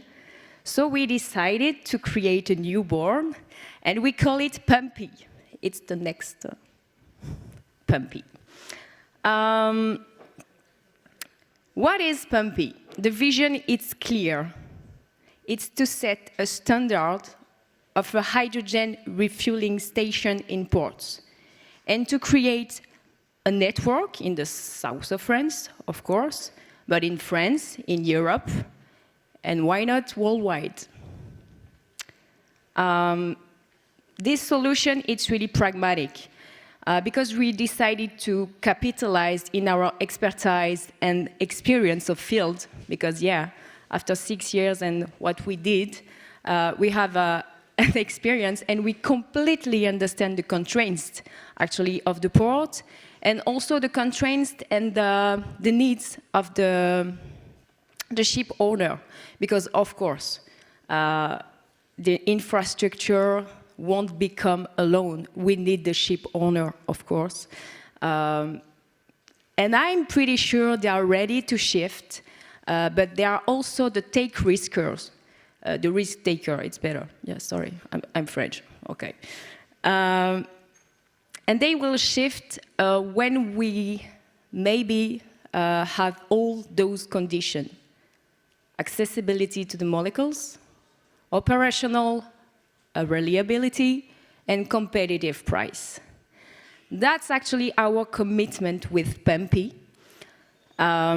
We engineer a realistic solution. It's not a vision, it's not a financial product, it's not something in my mind. We are working on it, we are building it because hydrogen, we are not waiting for hydrogen to come. We are building it. We are taking risk and we are doing it every day, step by step, of course. We need to be patient and it's step by step, but we are doing it station after station and we are actually proud of that. Thank you. And then Eric. Hello, I'm Eirik Maltrud, CEO of Hyrex. So we are a system integrator of hydrogen systems for maritime applications. So we represent the offtake. Safety, no, not yet, but that's okay. Safety is paramount, as a lot of people are scared of hydrogen. And we make sure that we make these systems really safe and communicate with the classes closely to ensure that we comply to the regulations. Our demonstrator is now on the 4th season at sea, having sailed under the midnight sun, being the first hydrogen boat to navigate the Grand Canal last year. And we have learned a lot during those 4 years on that boat. At the heart of our system is our ocean drive. That's a hydrogen electric system tailored to the application. We take the right batteries, engine, size of fuel cell, and put that together. The uniqueness of our system is that it's inherently safe, simplifying installation. It has a control system optimizing the performance, and we also have a safety system, not monitoring only the hydrogen system, but also the total vessel, having strict protocols of actions. I lost my track. Yeah, but we also, as Innocell said, working with battery operators. And then battery boats, as they lack range. And we can then extend the range 2 to 3 times. And we can then also reduce the system weight on board 30 to 50%, and at the same cost or less actually than a battery system on board. So I would say hydrogen technology is ready. We need the infrastructure around us. We need, like Pompey is doing, and hydrogen age, and net power, sorry. But we also need, where are the drivers? Why should anyone transition into hydrogen or green when it's cheaper?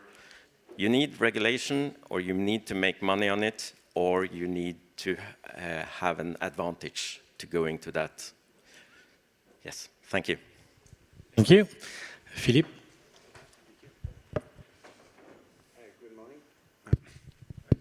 Yes, good morning. So Philippe Lavagna from SBM Offshore. I'm the product account manager, I will explain a bit more, for what we call new energy terminals. And for us, new energy is LNG, CO2, ammonia, or any other hydrogen carrier, anything that is fluid. Terminals for us is what you see on the left-hand side of the slide, is a system that enables the transfer of a fluid cargo, liquid cargo, from a vessel to the shore, or the shore to the vessel, while keeping the vessel off the shore, so without a port, without a jetty. It's a jettyless system. And it's 65 years old, the system, and we made a company that was called SBM Offshore, so single buoy moorings. In Monaco, there are two SBMs. There is a Société des Bains de Mer, and us, the other SBM, single buoy moorings. So that's where we come from 65 years ago. And my job as a product account manager is to understand the needs of the industry for those energy transition and see whether we should adapt our product or create new product to match those needs. So basically, when I have this, I make a specification to our engineering, and when the product is either a new product or, for example, this can buoy adapted for the transfer of ammonia, then when it's ready to give the support to the industry to let the industry know it's existing, and then give support to the first movers. So where SBM Offshore now is translated to a bigger company, we've done over 80 world first of the last 65 years, and the two key words were safety and cost efficiency, and that has led to our today main product, which is a large and complex FPSO, floating production, storage, and offloading terminals, which are $2 to $4 billion capex value, and that's the reason we have a different name for the historical product line Imodco, looking after those transfer terminals.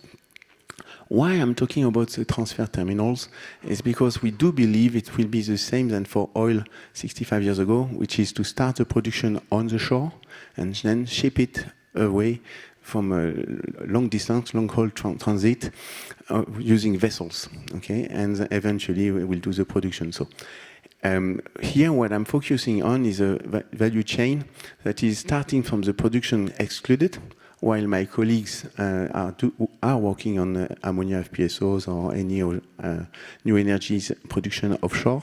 And yesterday, Frank Fouillet talked about how we capture CO2 on board our FPSOs. What I'm going to talk about here is more the transport of it, and looking at the full value chain, a bit like if it was a pipeline. You know, when you have a pipeline, you amortize the pipeline with a tariff, and the tariff is a US dollar per ton of product that goes through the pipeline.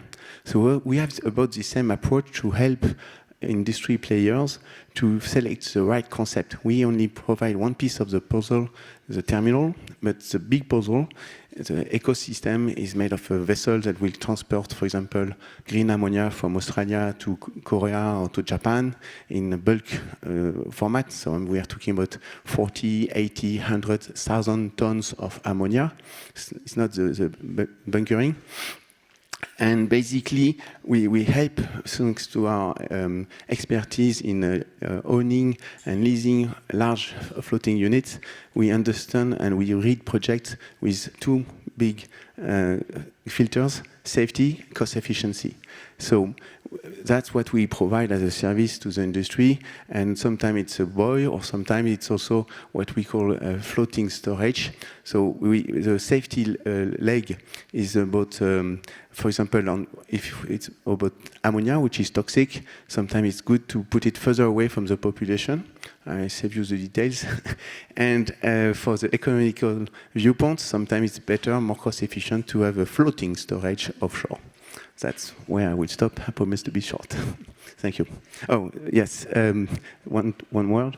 We are very proud to be here. Thank you for hosting us. And we are supporting this event as part of our motto, which is true blue transition. So true is because we are not in the greenwashing. We really want to make it happen, but being realistic. Blue is because where we are, our expertise is offshore in deep water, where the water is blue. And transition is because miracles do not happen overnight. We need a transition. So we are committed to help the industry, providing our expertise to make it happen. And helping on the economics if we can as well. Thank you. Thank you. Thank you. Already have a couple of questions for you. Andrea, if you'd like to carry on.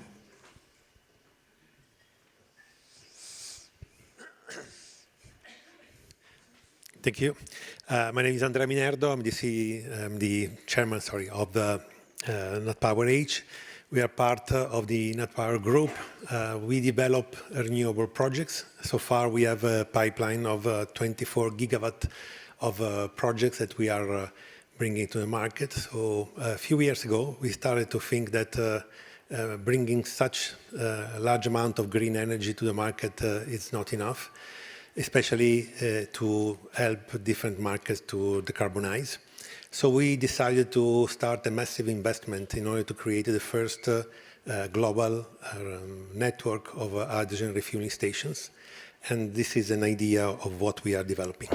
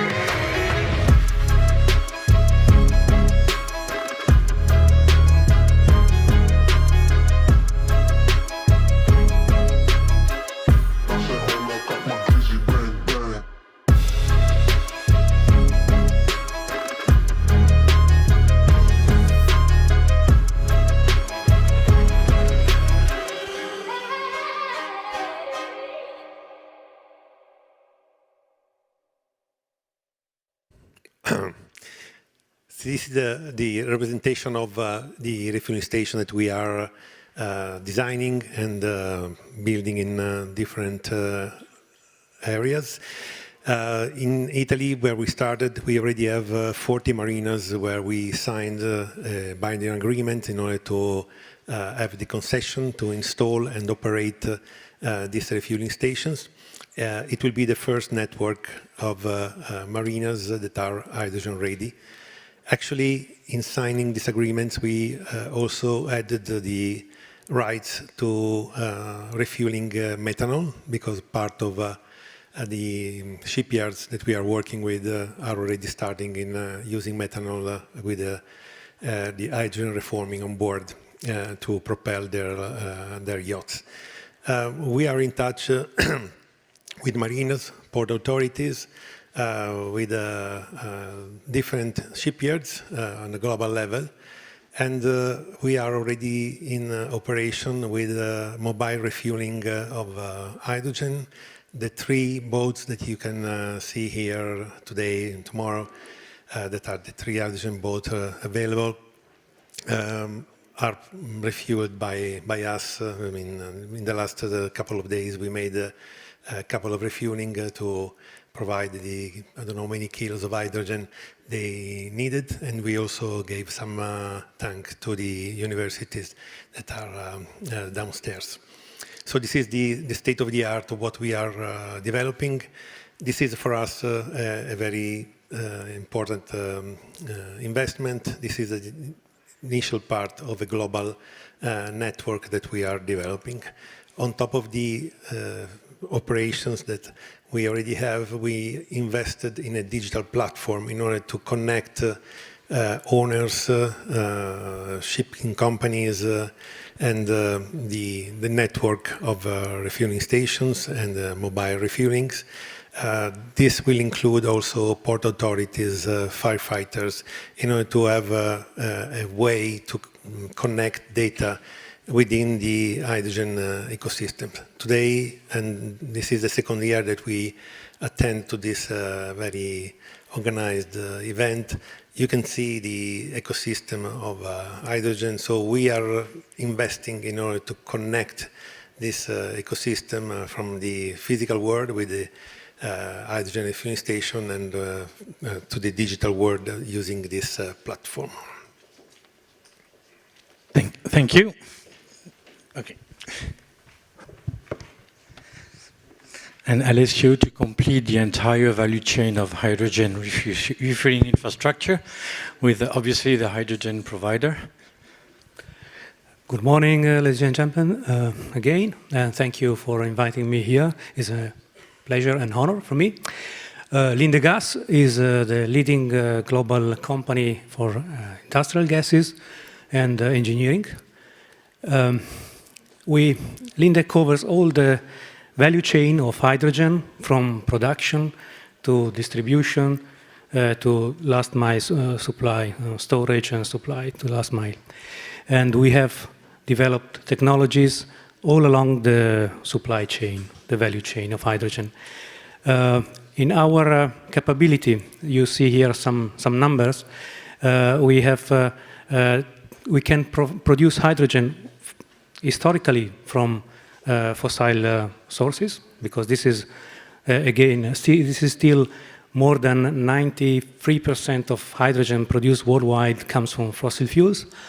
But nevertheless, we have already relevant production of green hydrogen from electrolysis, from renewable sources, and also from biosources, so biological hydrogen. Regarding the liquid hydrogen, we can deliver in different forms: compressed hydrogen or liquid hydrogen. This is the way we deliver, the way we supply, is dependent on the demand and the availability of sources and the network. So sometimes it's convenient to bring and to deliver compressed. Sometimes liquid is more convenient. Sometimes on-site production is the best choice. So we can supply this, the complete portfolio, the complete range of solutions for delivering hydrogen. And this comes from a long history and experience from our company, because it's more than 140 years experience in the industry. So we developed this in industry, and we moved this experience and knowledge into different segments like mobility, and also in the recent years, maritime applications. Just to mention a few numbers, our capability, just to mention the capability of production of liquid hydrogen is around about 60 tons per day, actually. And regarding deliveries of hydrogen, we have different solutions. We have pipelines, we have road tankers, we have transport by train, and with road tankers we deliver liquid hydrogen, and with tube trailers we deliver compressed hydrogen. Regarding the application in mobility, I would like to mention the experience we did, just to express which is the diffusion of the network of infrastructure for hydrogen. Linde has built more than 200 refueling stations worldwide. This is not a huge number, but it is something. This is mainly for road transport, mobility, and we have different stations. Stations for public transport that are used to refill buses for public transport, and we have stations for passenger cars, buses, trucks. So the whole range of vehicles that are running on hydrogen. we have developed solutions and state-of-the-art technology. Coming to maritime application, we have different experience in also even in military applications. We are serving the Navy since more than 15 years with full track of success. And this is a challenging operation where we use hydrogen in liquid form or in compressed form and always keeping the highest safety level in our operation.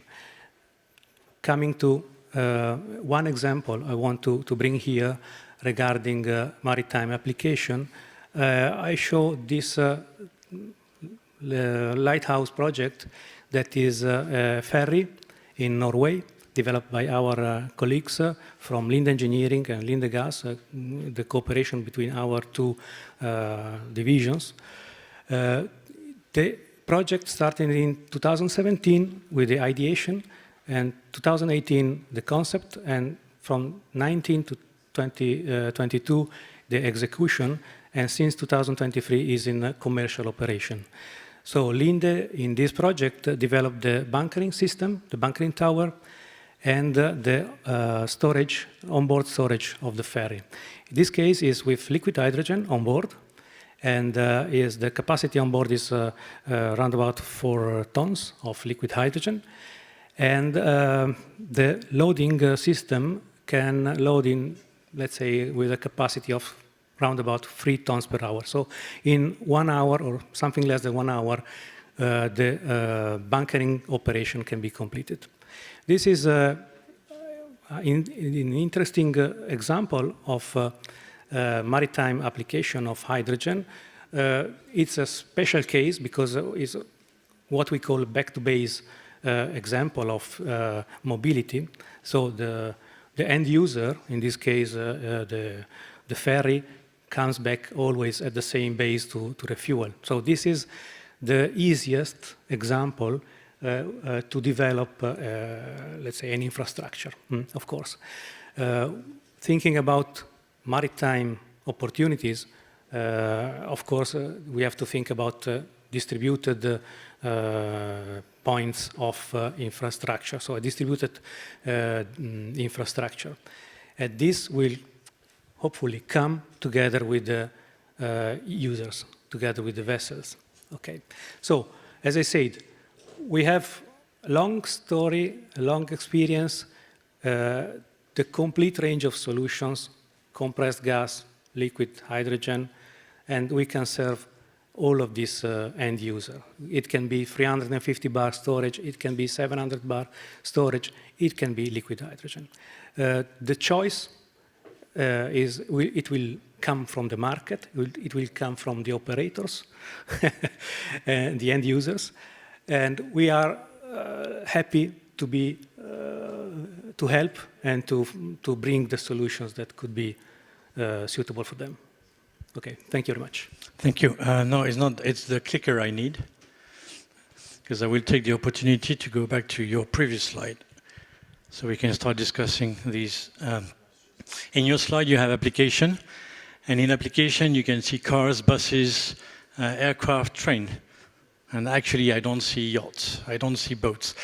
It's not a question to you. It's why it's not happening. It's a very simple question to all of you. We've got all the solutions. We know the solutions exist. We've got people willing to invest into developing networks. We've got even the possibility to develop bunkering at sea. We know it's not allowed for hydrogen, but technically it's something that maybe you could think about. And yet, we still do not have the relevant infrastructure in place. We've got self-contained solutions with Pumpy. We've got Nat Power's network going around Italy to start with, and yet it's not happening. Why? And then the second question is, when will it happen? To all of you. So we are part of Ammonia Energy Association, where we look at those type of questions, and people like Exmar and NYK and MOL who are doing the shipping of cargo, they have a clear answer to you, which is, for example, if you take ammonia, the technology is there, we have the motors, we have the how to handle it and so on, and it costs, say, plus 30% on the cargo from China to whatever, 30%. So who is paying? That is the question. So either you have the carbon tax that force the industry to make a balance of the cost, or it has to be the next people in the food chain who pay. For example, if Nike or Apple or whoever is paying for a piece of a good that is transported, maybe it's only a few euro, a few cents of euro per product, and that will pay the plus 30% on the cost. Yeah, so what you're saying is that, and it goes back to what Alicia said about you need the business case in a way, you need the market, but the problem is always the same, and we've known that for the past 6 years since we've had these conferences. It's a chicken and egg story. You're saying that Linde has got the capability to do it all, but won't be really doing it until there's enough business case to make it happen, whereas Nat Power is actually trying to do it the other way around, if I'm correct. Yeah, we are trying to break this loop of this chicken and egg situation. In order to answer to your question, actually, it is happening. Okay? It's not that we are working in an environment that is not accepting the use of hydrogen. It is happening. I mean, here we have 3 boats, we have IREX here, we have iNaval, there is Dama Blue somewhere. There are shipyards already actively providing what is needed. Okay? The technology we have seen in the previous panel is ready. We are also working with some large shipyards. San Lorenzo already have 50 meters the methanol that is up and running. There is here Fed ship that is a great example of advanced R&D in hydrogen. And there is Baglietto that will have 65 meters with 600 kilos of hydrogen on board in the next couple of years. We need to be a little bit patient because it takes time to evolve the market. It takes time, as Claude was mentioning, to have the proper validation from the authorities. We are managing different concessions procedures, and it's not an easy task. Okay? It takes time, and it takes time also to having the regulators digesting what is happening on the market. But it is happening. Okay? And having INOCEL with a 50 knots boat already available, it's even more than what we expected from the market in this period. When you say it takes time, what do you think is going to be the timeline then? For, I would say, a decent infrastructure in place to be able to help drive the market further? We strongly believe that as soon as you have an infrastructure, or as soon as you have the ability to provide the needed services, we have a partnership with Linde, and it's more than 1 year and a half that we are trying our best to do what is needed in order to demonstrate to the shipyards and to the yacht owners that the availability of hydrogen, even today, is not an issue. But I don't know how long does it take. It can take 1 year, it can take 5 years, but this is not the problem. I think that all of us, because we are part of the same ecosystem, we need to evangelize the market in order to create the evidence that the technology is there, the infrastructure is coming, but in terms of availability of green hydrogen, this is not the main obstacle. Okay? Main obstacle are the mindset of people, is the low development of the regulations, but it's part of the game. You know, it took more than 100 years having the infrastructure of oil refueling station that we have today. So we cannot think that we will do the same in a matter of a couple of years. You said it's part of the people mindset and obviously the regulator and the authorities. Chloe, you said that it took you, what, 2 years to be able to actually get to the stage of having your station available. How is that changing now? Is that really evolving faster now, or? Yes, actually, when you do it concretely, it's changed because you show that it's possible to make it. It's not a fiction. But basically, the started for me is to have a robust technical solution. We need to answer and to listen what is the constraints, as I told you earlier, of the port authority. It's so different to think in a port than in land because it's a public, first of all, it's a public place. So you have call-off project. You're not arriving like, yeah, I can pay and it's enough. No, no, no, it's a long, long process. So it's the first thing for me. And then you need to be aware of the full value chain. And at the same level for me, you have the technical solution on the port with infrastructure, and we need to bet on it, and it's what we are doing with Pumpy. And at the same time, you have the ship owner and operator, and we are talking a lot with them.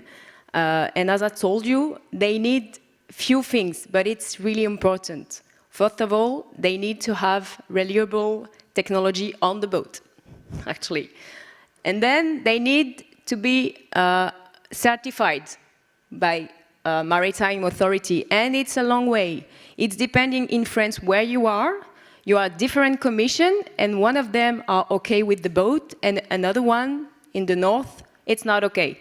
So we really need to align everything and to conformize everything.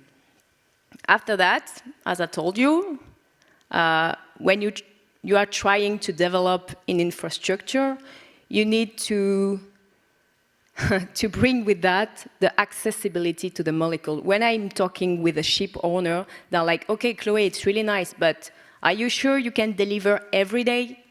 Every day? At what price can you deliver? Okay?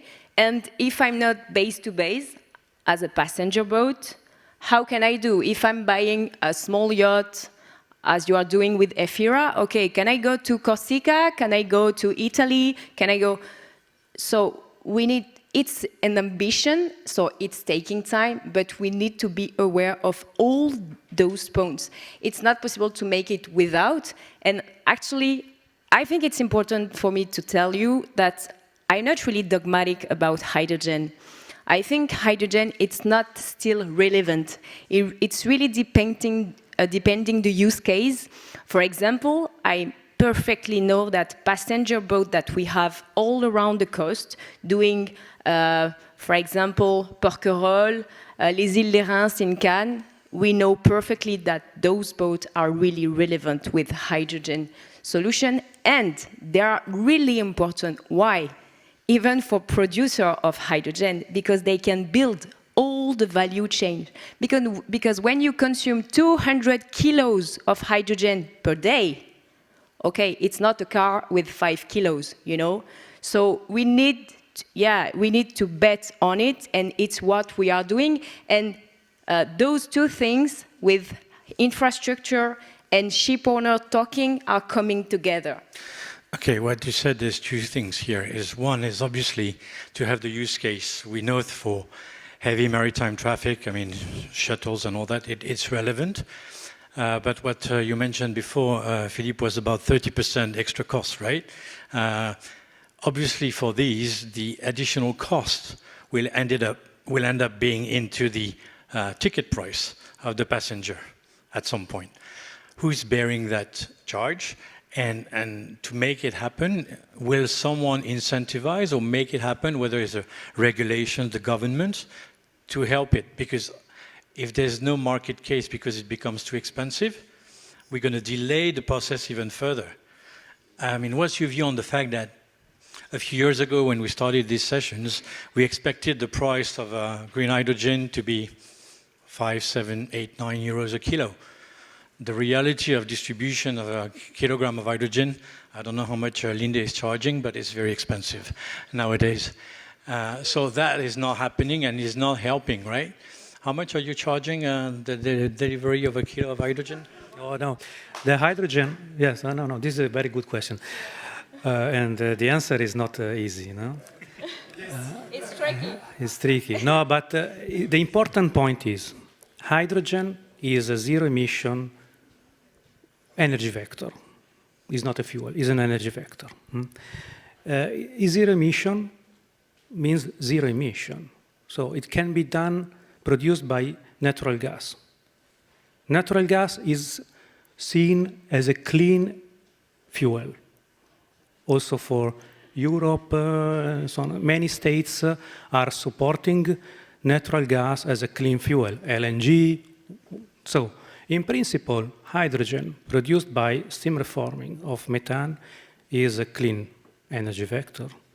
And we have benchmarks and calculations that what is called gray hydrogen, so hydrogen produced from steam methane reforming is, can reduce 30% the CO2 emissions compared to fossil fuels. So we can already reduce 30% CO2 emissions using gray hydrogen. And this is a pity that this is not supported or accepted because it would be an easier transition. We are speaking about a transition. We don't want to make a big leap, a jump. We don't want to make, let's say, something start to run when we could start walk safely, no?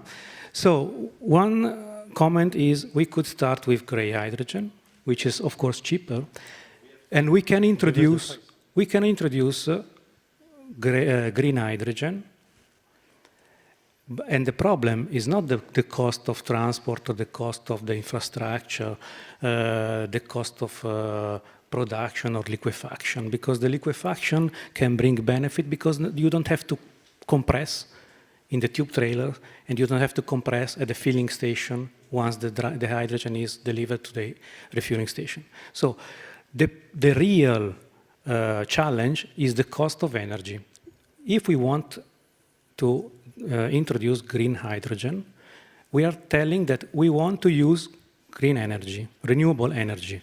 And renewable energy cost has to go down. So Europe, member states should support the development of renewable energy to bring down the cost of renewable energy. So we will have more affordable green hydrogen.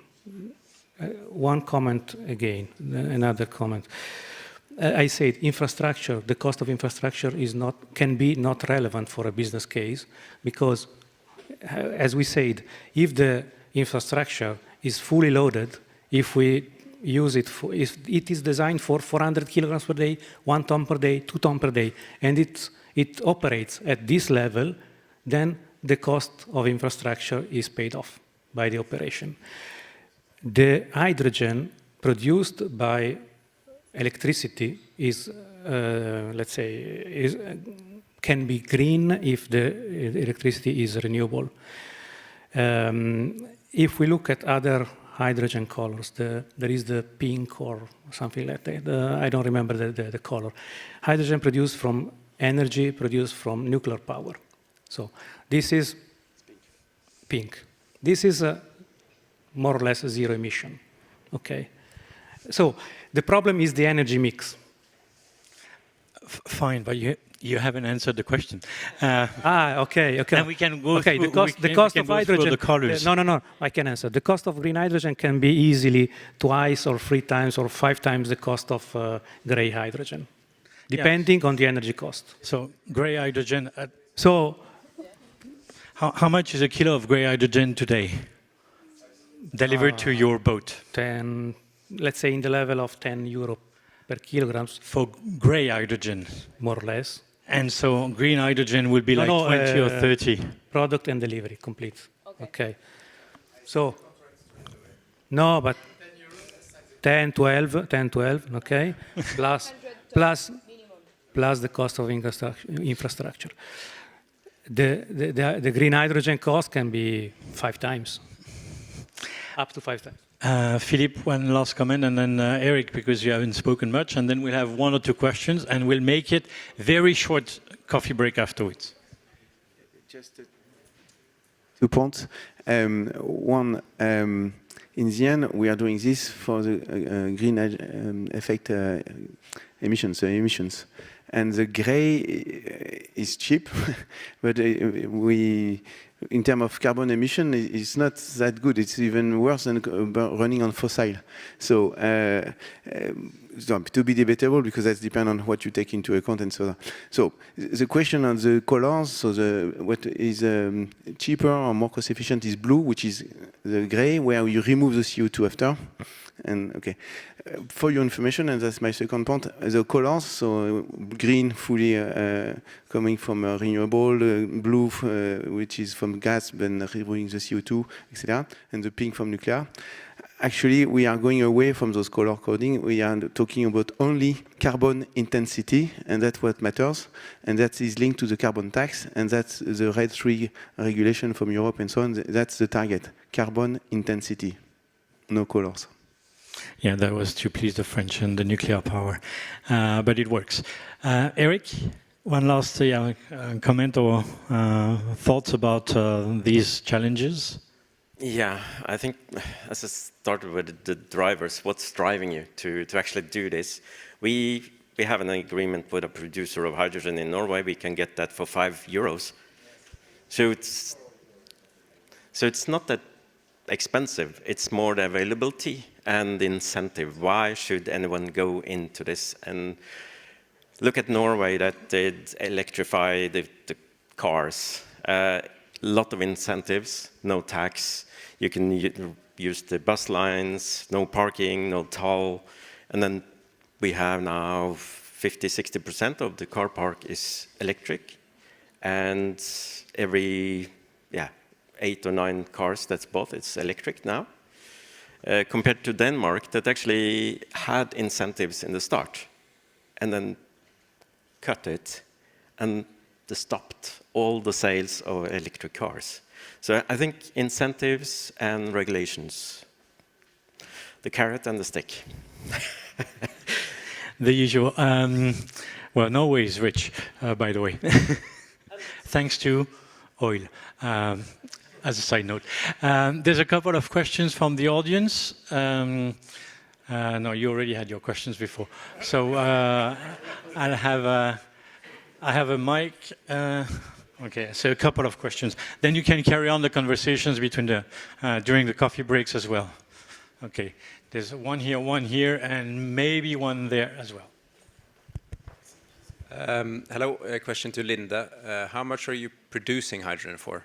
What's your cost of production?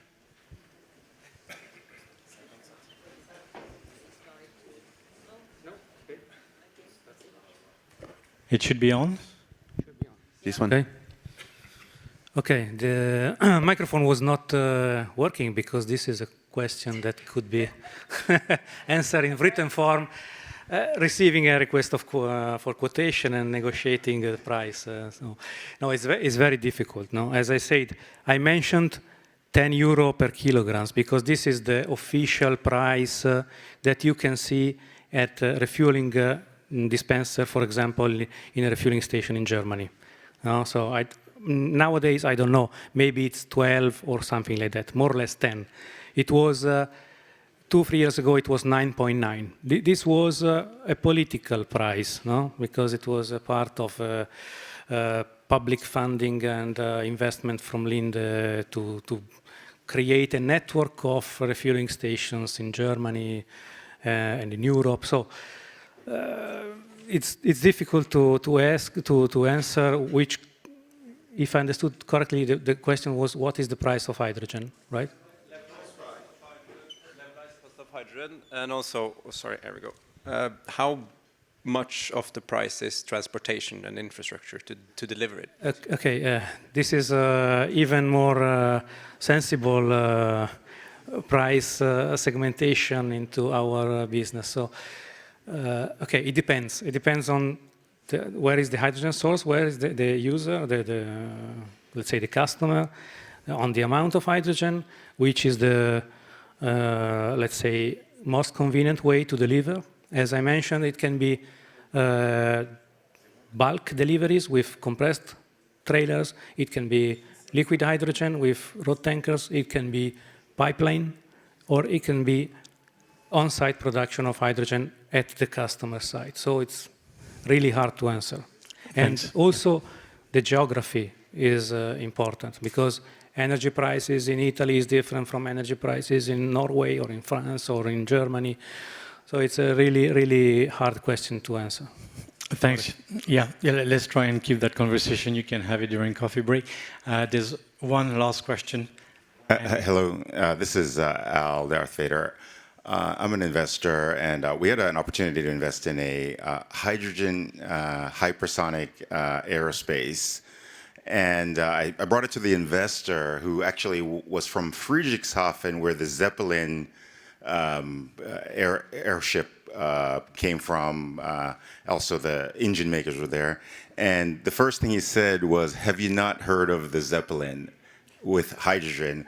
And do you think that this old, like, bad publicity for hydrogen is still hanging over the industry? Because the engineer explained that it was actually much safer, it's lighter, it doesn't go down and burn people, it would actually go up in the air. And so do you think there needs to be more evangelizing of the technology, which I think the gentleman on the left had mentioned?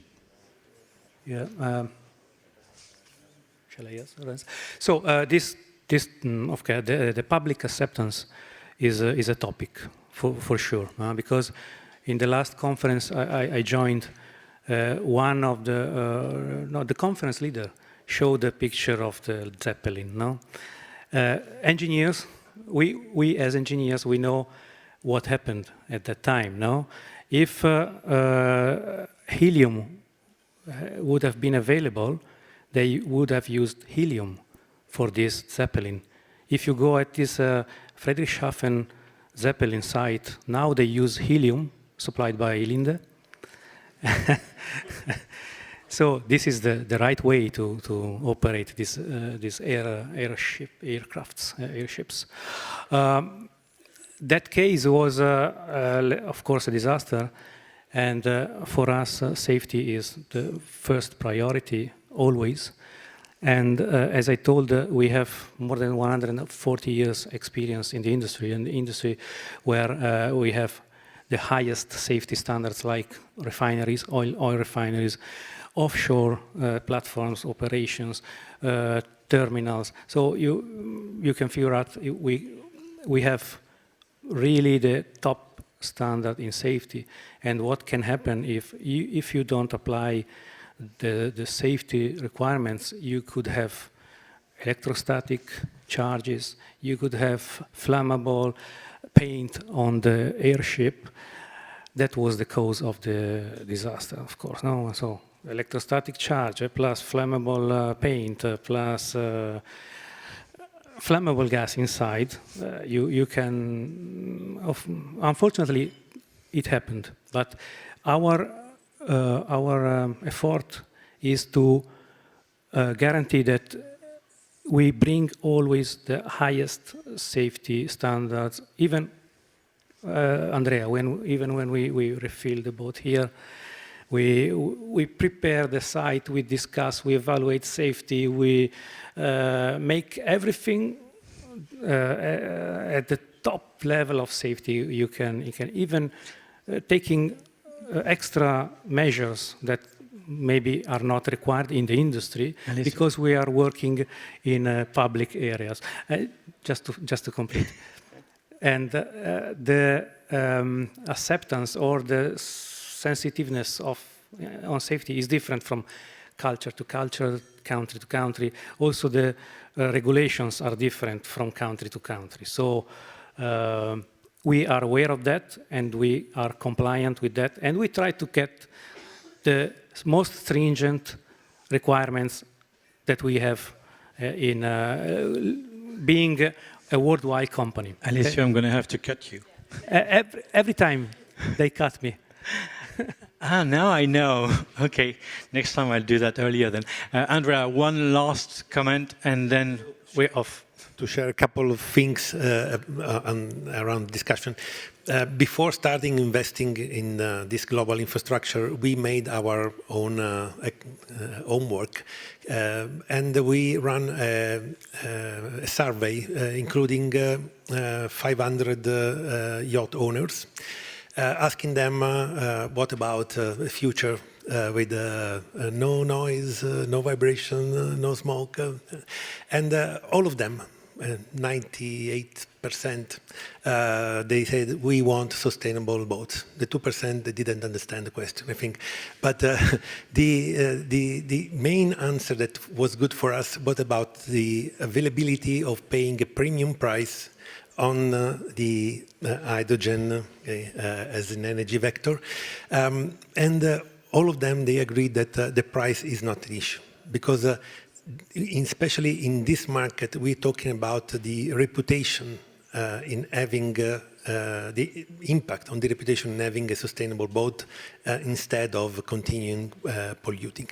The second thing is that if we continue to compare the price of hydrogen, considering the multiply of 3.2 compared with the price of diesel, because in terms of energy density, hydrogen is 3.2 times more than diesel. This is not the way, because we need to consider that most of the hydrogen boats today have fuel cells systems on board, and comparing endothermic engine to a fuel cell is absolutely the wrong way, because you have more efficiency on board using fuel cells compared to standard endothermic engine. So we should have a discussion about the autonomy, about how much having 100 miles, nautical miles using hydrogen instead of diesel will cost. Thank you. Yeah, we're a bit off track here because we were meant to stay on infrastructure, but never mind. Thank you, ladies and gentlemen, for your contribution. I think it was quite relevant and interesting. So we do have a break, but very short. Please, we make it 15 minutes so that you can take a breath of fresh air, or hot air, actually. Thank you.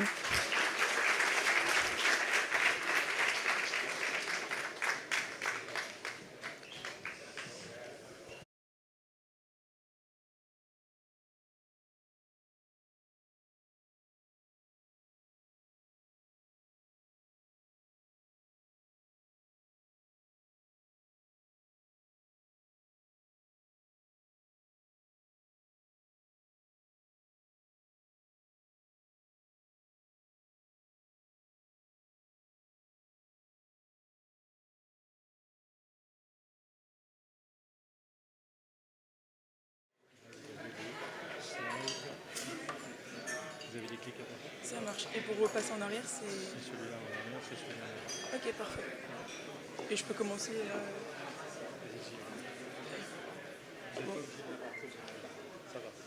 Okay. Hello, I'm Eva from Energy Observer. I just joined the team as an energy engineer for my internship.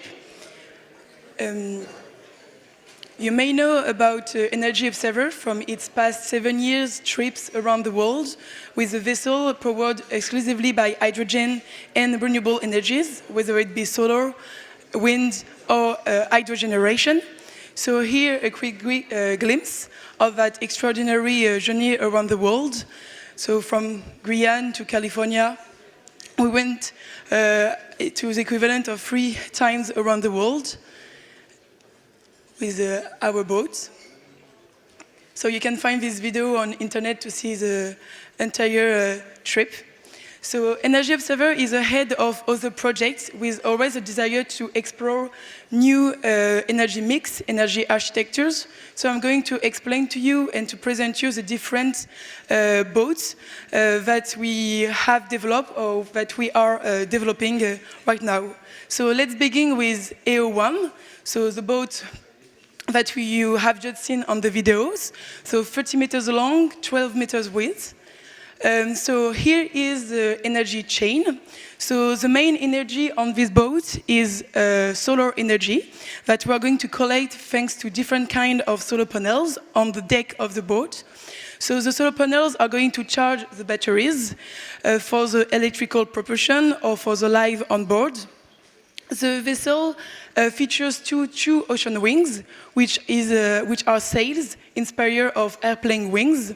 And when we are going to use the ocean wings, we are going to be able to reverse the propellers of the boat to generate electricity thanks to hydrogeneration. So to charge the batteries, it's another source of electrical energy on board. And when our batteries are going to be at 100%, what can we do with this extra solar energy? We are going to produce hydrogen. So this boat is innovative thanks to its complete offshore hydrogen from production to generation of electricity.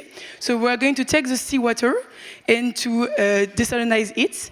And then thanks to an electrolysis, we are going to split water into hydrogen and oxygen. And then it's going to be compressed and stored on board. And when the batteries are going to drop below 30%, we are going to extend the autonomy of the boat thanks to our hydrogen stored and a fuel cell to produce electricity. So what about hydrogen on board? So hydrogen is at the gas form at 350 bars. 62 kilograms of hydrogen is transported, so it's the equivalent of 1 megawatt of energies. So to put that into perspective, if we want to have the same amount of additional energy on board, thanks to electrical batteries, 12 tons of electrical batteries will be required against 2 tons of hydrogen-related technology. So this is where the interest of hydrogen is. We need between 7 to 10 days to complete entirely our fuel tank. And so to explode the hydrogen on board, we are going to use a low-temperature fuel cell for its easy start and stop management, and is not sensible to vibrations, which is very important when we are working in complex environments like on the boat. But the limit of this kind of fuel cell is the necessity to have a high quality of hydrogen. So we are going to need, for example, many steps of desalination and a very good electrolysis to not deteriorate our fuel cell. And for the moment, it's very difficult to revalue the heat because it works around 60 degrees. So Energy Observer 1 was a laboratory. So the goal is to try many technologies and then to apply them on the real cargo ship. So this is what Energy Observer 2 is about. Cargo with liquid hydrogen. So we are going this time to fuel the boat with liquid hydrogen to then, thanks to low temperature fuel cells developed with the first boat and with Toyota, produce electricity for the electrical propulsion, for the referees containers, so if we have cold merchandise, and for the live on board. We are going to have a backup safety genset, so with diesel, if we need to boost the performance or for peak demand on the boat.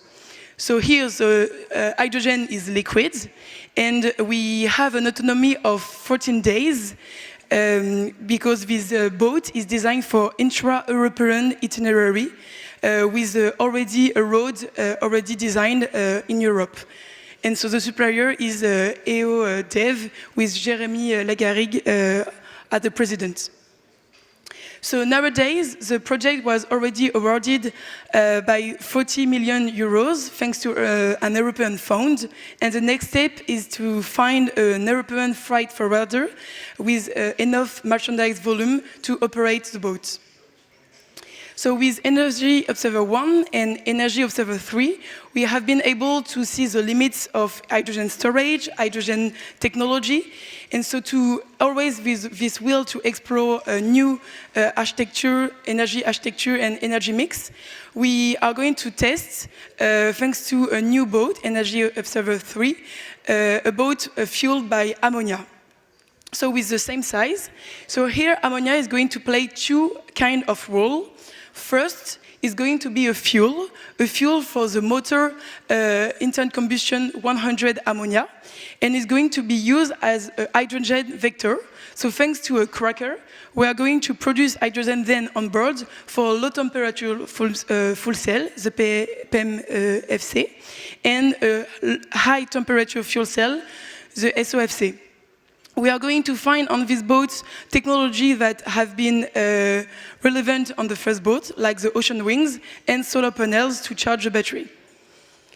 So here, first question, why ammonia? Ammonia has better energetic volumic density, and it has closer ambient condition of storage, so easier to storage on the boat. Moreover, it's the second most used chemical compound in the world, so all the transportation and all storage infrastructure are well developed worldwide, which is not the case nowadays with hydrogen, because half of the hydrogen production is for ammoniac production. The flammability range of ammoniac is narrower than hydrogen's, so it makes it safer in some respects. But the challenge with hydrogen, with ammonia, will be one, the toxicity, and two, the fine particles, the NOx particle that we can have after the combustion in the motor. And here we have chosen to add a high temperature fuel cell in addition of the low temperature fuel cell. So why? Because here it's relevant. High temperature fuel cells are going to be more tolerant of impurities. So where the cracker can let some trace of ammonia. Moreover, it's possible in the future to have a multi-fuel cell with this kind of high temperature fuel cell. And is here going to be able, we are going to be able to revalue the heat and to have a thermal loop with the cracker and the high temperature fuel cell. But one of the limits of the high temperature fuel cell is it's a long rise, it needs a long rise in temperature, so we need to pair it with another technology like a motor, for example. So the solution is not unique to decarbonize the maritime sector. So this is why we are exploring multiple solutions with Energy Observer 1, with a complete offshore hydrogen production chain, and Energy Observer 2 with liquid storage on board, and Energy Observer 3 with ammoniac. Nowadays, we are still looking for partners for the next expedition with Energy Observer 3, so we can meet on the boat today or tomorrow. Thank you for listening. Thank you.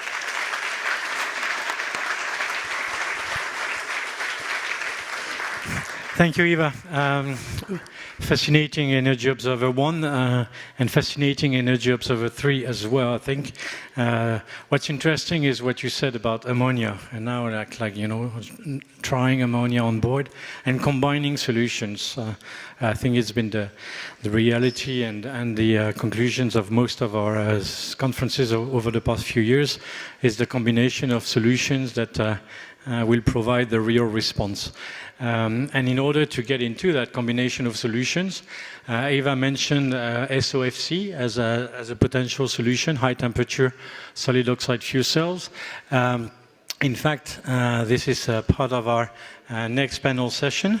And so moving beyond gas, talking about liquid hydrogen and solid state hydrogen as well. I'd like to call Pierre Tipner from Forvia, who is the line director of the cryogenic hydrogen storage business line. Pierre, please welcome on board. Martin Kalecki, who is the product manager for marine systems at Chart Industries. Welcome, Martin. Spencer Ashley, who is the innovation director at Plus Zero. Welcome. Where is coming? Okay. And Axel Guigou, who is the sales director at Minkatech Energy. And Olivier Pollman, who is the team manager at TU Delft Hydromotion team, one of the teams that actually has been part of the Energy Boat Challenge for many years. Welcome all. Oh, good. We've got a concrete illustration on stage. So, quick reminder, please be short, so that we can then have a conversation as well. And you want me to do the clicker, or you're fine with that, or you want to hold the clicker? No, you can do it. You can All right. write for us. Okay, so welcome all. Thank you for joining us. And Pierre, if you'd like to get started. So hello everyone, and thanks for inviting us here and organizing this nice event. So I would like to give you a couple of words on Forvia first. So Forvia is an automotive supplier that is providing several solutions that you have in your car, like seating, interior of the car, and many other things. But among that, we have a division called Clean Mobility that is taking care of reducing the emissions of the cars, trucks and so forth, but also a division related to hydrogen. And in that sense, we started in 2018 working on a storage system for hydrogen. So this is us, even 16, sorry. So our goal is to become, of course, a leader in the storage system for mobility. And we are here today because we are also trying to understand better what is your needs and how we can be the kind of bridge between mobility on Earth, but also on maritime. We have a global footprint, as you can see. We are in several countries. We have already made more than the equivalent of 34 million kilometers with our tanks. So, and delivered more than 70,000 tanks, hydrogen tanks so far. We have several activities. So the one that you can see here on the screen is, first of all, delivering solutions for mobility, so for trucks, light commercial vehicle, and so forth. We have also a MGC storage system, so with a partnership together with H2 Energy that you might have heard, a Swiss company that is providing green logistic. So from, as we discussed before, you know, with the ecosystem that you need, from the production of the molecule to the distribution. And we are delivering the tanks for it. Then the part that you see also with the sports car, so we are working on alternative storage of hydrogen. So one very important, and that we heard already a lot, is liquid hydrogen. And for this, we developed solutions for trucks, but also now for motorsport, which is the next one where you need performance, and we are developing the tanks for that. And the last things that we are providing is the kind of engineering services. So as a big company, so we are more than 150,000 people in the world, 15,000 engineers. So we can also support in developing the solutions related to hydrogen in a system perspective. So with simulation, testing, and vehicle equipping. Thank you. And the next one, maybe, I don't know if we use it now, this one, or I can comment it quickly, but we might come back afterwards. This is to introduce the topic of today related to the different storage systems that we are talking about. Of course, on the map, you will have the main performances, so gravimetric and volumetric efficiency, which is very important for the integration. But there are, and you see that liquid is better than gaseous, but they have also their compromise. When we are talking about dormancy, for example, with liquid, I think this is a topic we will touch. Also with solid state, the process complexity to refill it or to defuel it. So we think that there is no best solution, but they will be adapted to their use case. And then, quickly, but we might discuss this, we try to make the analogy or the parallel between mobility that we are developing further and what's happening on the water. I can already, let's say, change a bit the slide when you see leisure boats. So we see with iNaval, Innocell, and Efira that actually this is already real, and battery electric vehicle is not the best one for this kind of purpose. So I promise I will modify it.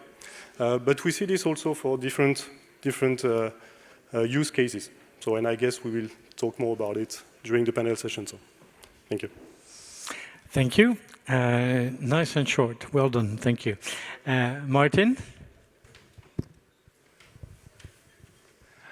In last conference, I've been asked which alternative fuel will ultimately win the race from the alternative fuels.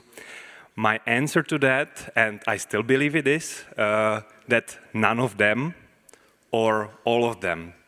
Because all of the fuels are in the toolbox, and they have their own purposes and their own applications. In liquid hydrogen, we believe the liquid hydrogen in that toolbox is one of the sharpest tools. And Chart Industries, I would like to ask you, who knows Chart Industries? Who heard about them? Right, few of them. So we would like to change it from now on, because we are very active in the field of industrial gases, and from now on we are very active also in Chart Marine business. So we are in liquid hydrogen business for decades. We started in 1960s when space rockets start to fly to the space. We supplied liquid hydrogen tanks and systems for those applications. Until today, we supplied more than 900 large engineered liquid hydrogen tanks, which is equivalent to 90%, more than 90% of the global fleet of the large hydrogen storage tanks. Our team is formed by 11,500 people spread across the globe in 64 manufacturing locations, delivering more than $4 billion last year. You can see our liquid hydrogen tank representation on the bottom. We can supply for maritime purposes in the range of 20 to 1,700 cubic meters of liquid hydrogen storage. This equates to the mass of 1.4 tons up to 122 tons of liquid hydrogen in those storage tanks. By the chemical energy wise, it is from 46 megawatt hours until 4.1 gigawatt hour of the energy. For the yachting purposes, very simple example for the smallest energy range, that 1.4 tons can fit into the 20 feet ISO container. And if you put it on your yacht, 50 meters long yacht, and you sail from Monaco to Sardinia, you can do it by this energy supply and also enjoy another 2 nights of supplying energy for your hotel load from the fuel cells. There is the problem of a chicken and egg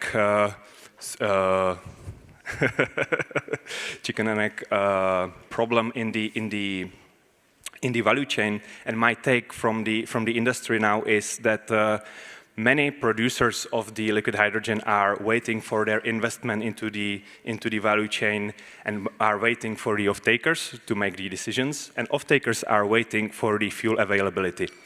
As a Chart, we are supplying all those stages, equipment for all those stages, for the liquefaction, for the transportation of liquid hydrogen, for the bunkering, fueling of the ships, and the propulsion systems as well. We are molecule agnostic. We do not sell the molecule. We do not own the molecule. We supply the steel and the equipment. In the next slide, there is a showcase of our flagship. This is my baby for the last 3 years. It is Scheib's project. It is supported by European Union, and it is formed by 13 members of our consortium. We are developing this mobile swappable tank for ocean cruiser. We are partnering with Viking Ocean Cruises, and you know they announced their ocean cruisers hydrogen-powered for next year, 2 of them, and we are proudly supporting this. It is a 45 feet mobile tank, which can carry 2.5 tons of liquid hydrogen, one of it, and the fuel gas supply system is sized for 3 megawatts supply towards the fuel cell. The concept of the design is that you can take the container, fill it in the liquefaction facility, bring it to the port, and load it directly on board of the ship. There is no bunkering needed for this solution. Because in these projects we show render pictures. Actually, for the first time, I wanted to show you the real pictures from the production. You can see the prototype down here that we are already manufacturing the first unit. But to give you even more confidence how stakeholders are investing in this industry is that the main message is we are producing 4 units in parallel right now, and there will be much more in future. Thank you. Thank you. Great. Yep. Very promising. Very promising. We'll discuss further what sizes of yachts and how we can look at, and what's been done already on yachts, in fact, about liquid hydrogen. Right, Spencer, you're next. Hi, I'm Spencer Ashley, Innovation Director at Plus Zero, and we are a fairly new company from Scotland, and we punch slightly higher than we should do. The reason for this is we are big collaborators. We collaborate with a lot of companies within Hydrogen Scotland, and we are a little bit unique. We produce hydrogen at 2 sites in Scotland, one in the Western Isles and one at the Port of Leith in Edinburgh, in the capital, and we use curtailed energy for this. On top of that, we distribute hydrogen. We sell to Marks and Spencers for their trucks. We sell to Balfour Beatty for their gritters, road menders and various other equipment on site. And on top of that, we manage the whole fuel delivery system, from putting in the pumps, managing the safety systems, staff training, etc. On top of that, we go a stage further and we own and produce our own hydrogen-powered combustion gensets, which we use to power music festivals such as Hebcelt, the Edinburgh Fringe, some of the Edinburgh festivals, and on top of that we deploy these on building sites around Scotland. It allows us to get involved with other companies in new technologies consistently, and one of the things we are investigating at the moment is solid-state hydrogen. It's something I've worked with for over 20 years, and it has lots of advantages. This is not the silver bullet everybody's looking for. It is just one tool in the box where it is appropriate. One of the big things is it is low-pressure systems. Everything you see here will run at 1 bar. It can be connected with Jubilee clips, very easy to use and install. It doesn't require high-pressure piping, and it's incredibly energy dense. Now, I've done a show and tell today because I thought this was better than slides. So here we have one of our standard rechargeable metal hydride packs. This holds 100 grams of hydrogen, which is about 1.5 kilowatts, and it will recharge itself at low pressure with no compression off a small electrolyser rig, such as the project we do with Heriot-Watt University, where they've got a toy solar farm, a small electrolyser, and we can charge half a dozen of these up and use the energy instead of lithium batteries.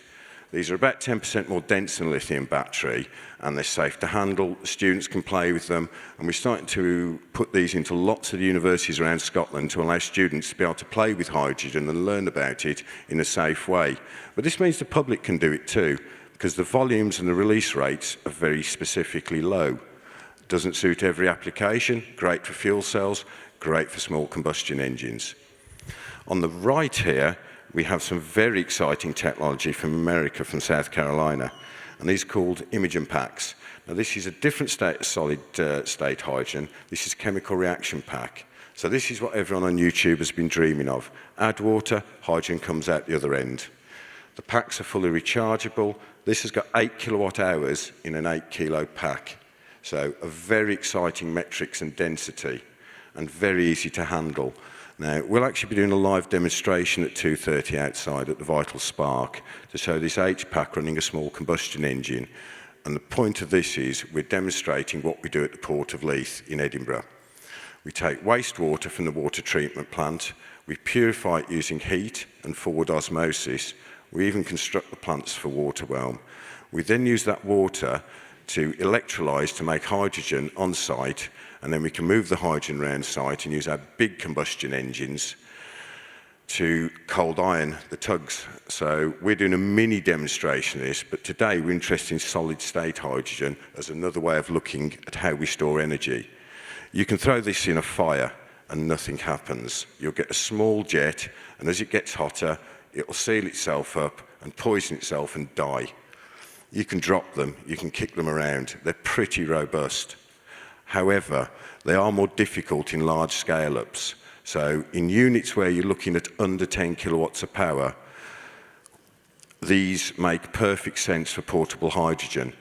On the other hand, these packs here can be scaled up to run our great big 200 kVA gensets. So this makes a different situation as solid-state storage, but these aren't rechargeable on site. These have to be sent back to factory to be reprocessed and sent back to us. So a little more value chain in this one.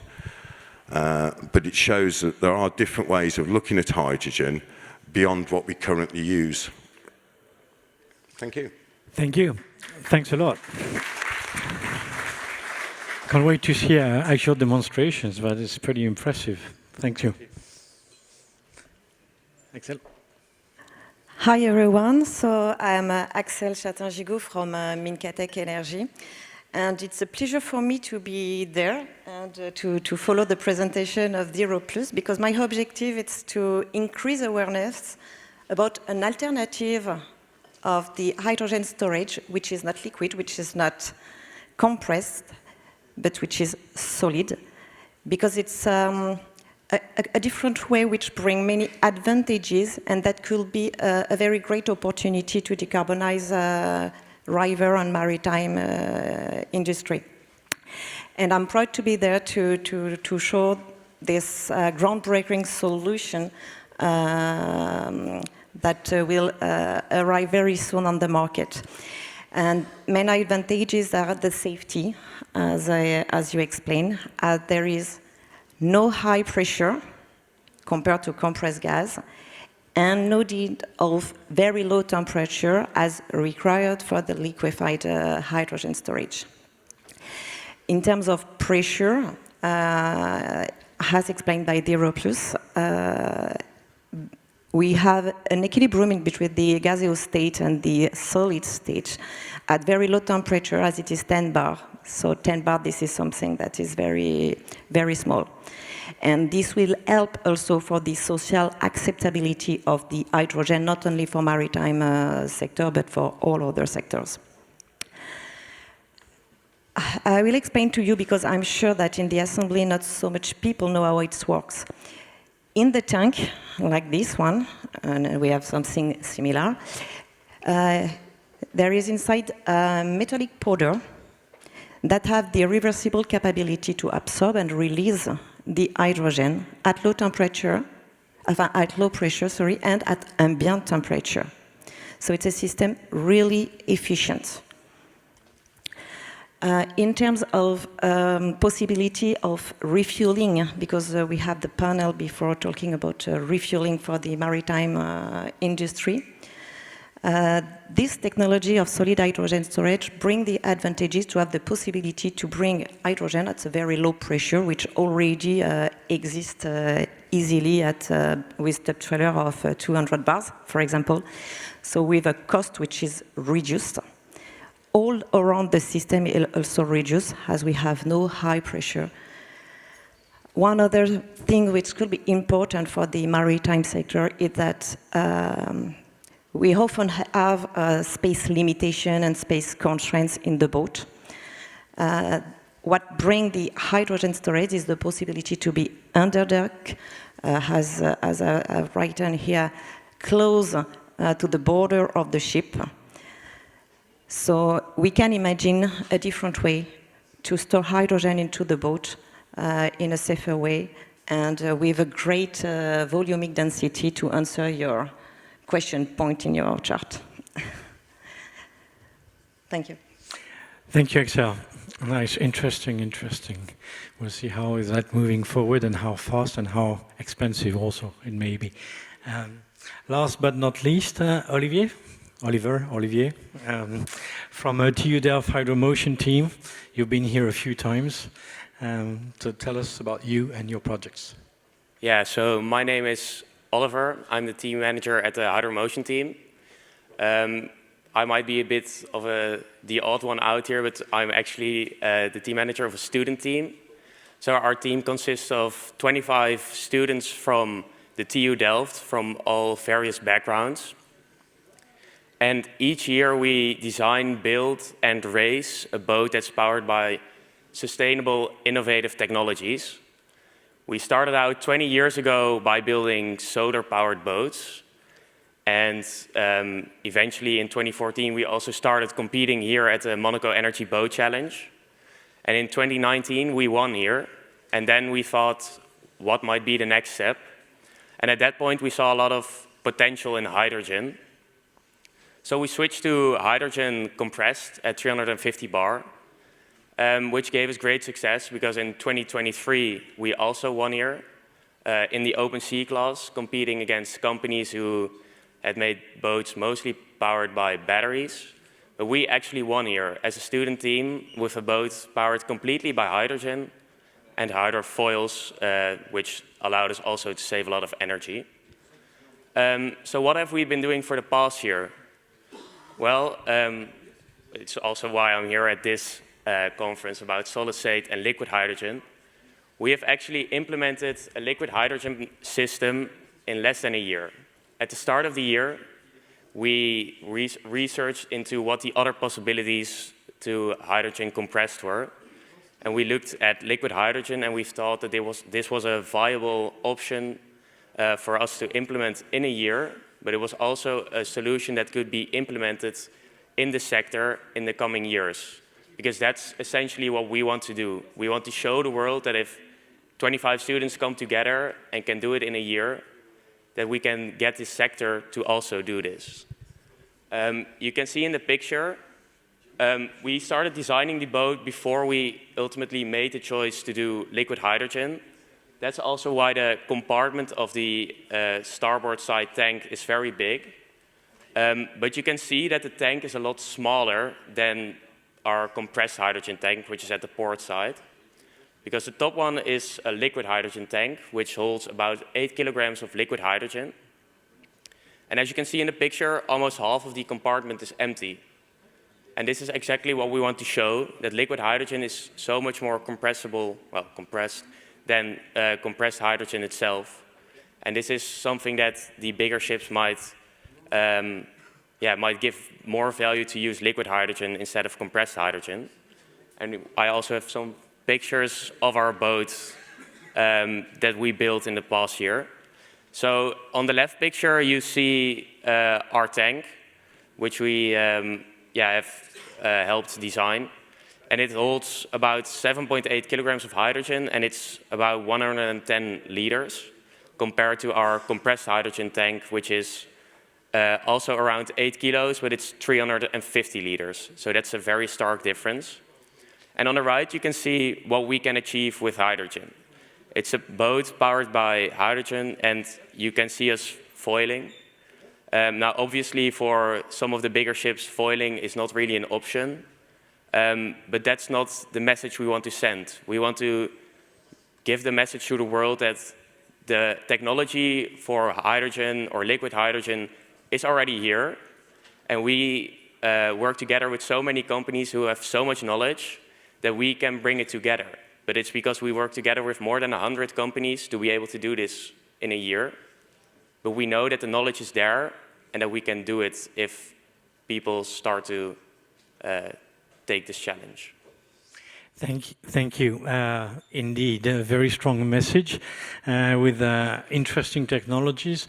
Very quick question to all of you. Obviously, we have two sides or two types of technologies here of hydrogen storage, whether it's liquid or it's solid state.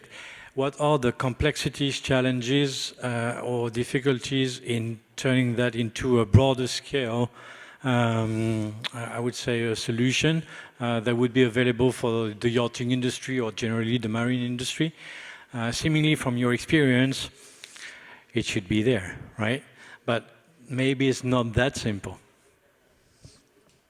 Whoever wants to jump on it first, you all got a mic. I can start, yeah. As you say, I think it's important to mention that those two technologies, they are ready. So this is something that you can use. And what I will add is, it will really depend on the use case. So it could go also with education and make sure that the guys that are using hydrogen, they are using the right storage as well. And we could have the same debate about internal combustion engine or fuel cell and so forth. So it's just to make the right choice for your application. And afterwards, we will not enter in the debate of what we discussed before with the availability of the molecule and so forth. This is aside. But there are two technologies, gaseous 700 bar or 350 or 80 that are available. On our side, we invested already, I think, more than 450 million in engineering, production of tank, and so forth. So the technology is mature and it's safe. So it's available. And for other applications like those ones, I mean, for lower power, when I saw the data, I think it's super promising. And I think we shouldn't compete with each other, especially at that time. We should really show that this technology is working and it just needs to be adapted to your use case. So this would be. I think I'd like to say that one of the key things about the products we have here, the solid state technology, just like the liquid hydrogen, this isn't future. This isn't something we're going to get next year or the year after. This is now. These items here on this bench are commercially available. The one on the left we purchased deliberately commercially to come to this challenge to show people that the technology is here, it's around there. All we have to do is use our imagination to integrate this into our next project. It's simply about getting the data sheets together and looking what solutions can it solve. This isn't about this is best, that's best, or what have you. It's about appropriate technology. Look at the situation. What do we need to achieve? How can we do that in the easy way with things we can buy today that have type approval, that have certification, so that we don't have all the issues that we've experienced the last 20 years in getting this technology into boats, construction sites, and believe it or not, the most difficult is try a pop concert. Thank you. Yeah, I just want to mention, it personally warms my heart what you do in TU Delft, Olivier. And to answer the question, for this, let's say, micro scale for liquid hydrogen, to bring it to the commercial side, like for tugboats or fishing boats, which goes for one day and they return to the port, the certification comes into this process, and the rules, specifically IGF code, is set up right now for the larger vessels, which does not really consider these very small applications. So, for example, the requirement for 15 days holding time, it's not really applicable for these micro scales. So if we could move with this one, it would be much, much better, and we could finally apply these applications for one-day voyages.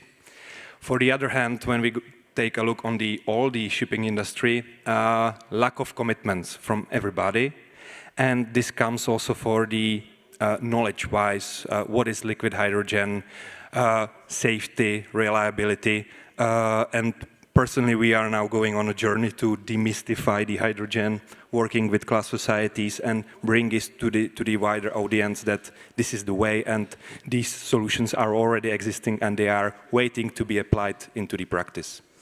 Talking about liquid hydrogen, you mentioned, Axel, before, the social acceptance. Do you feel that, think about the previous panel session, obviously in gas format, then there's a bit of a fear from the public, let's say, but this is not something that is really the case when it comes to liquid hydrogen, or is it's also still just because it's called hydrogen? Maybe just one comment on gaseous, because even if it's a 700 bar, there is regulation, the Air 1334, that we have to survive as well. Those tests are really drastic. We have to make burst or survive bursts at twice the pressure or even more. We are doing cycling tests. So to be honest, I will not talk about safety even for 700 bar. Even it can be scary, but the regulations are there, the validation are done, and now, as you can see, after now more or less 10 years of experience, this is working. So I will not use. No, we're not worried. No, but I think no one in this room is actually worried.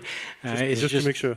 But do you think that the fact that you've got a solution, whether it's solid state or liquid hydrogen, will help also with the social acceptance and the fact?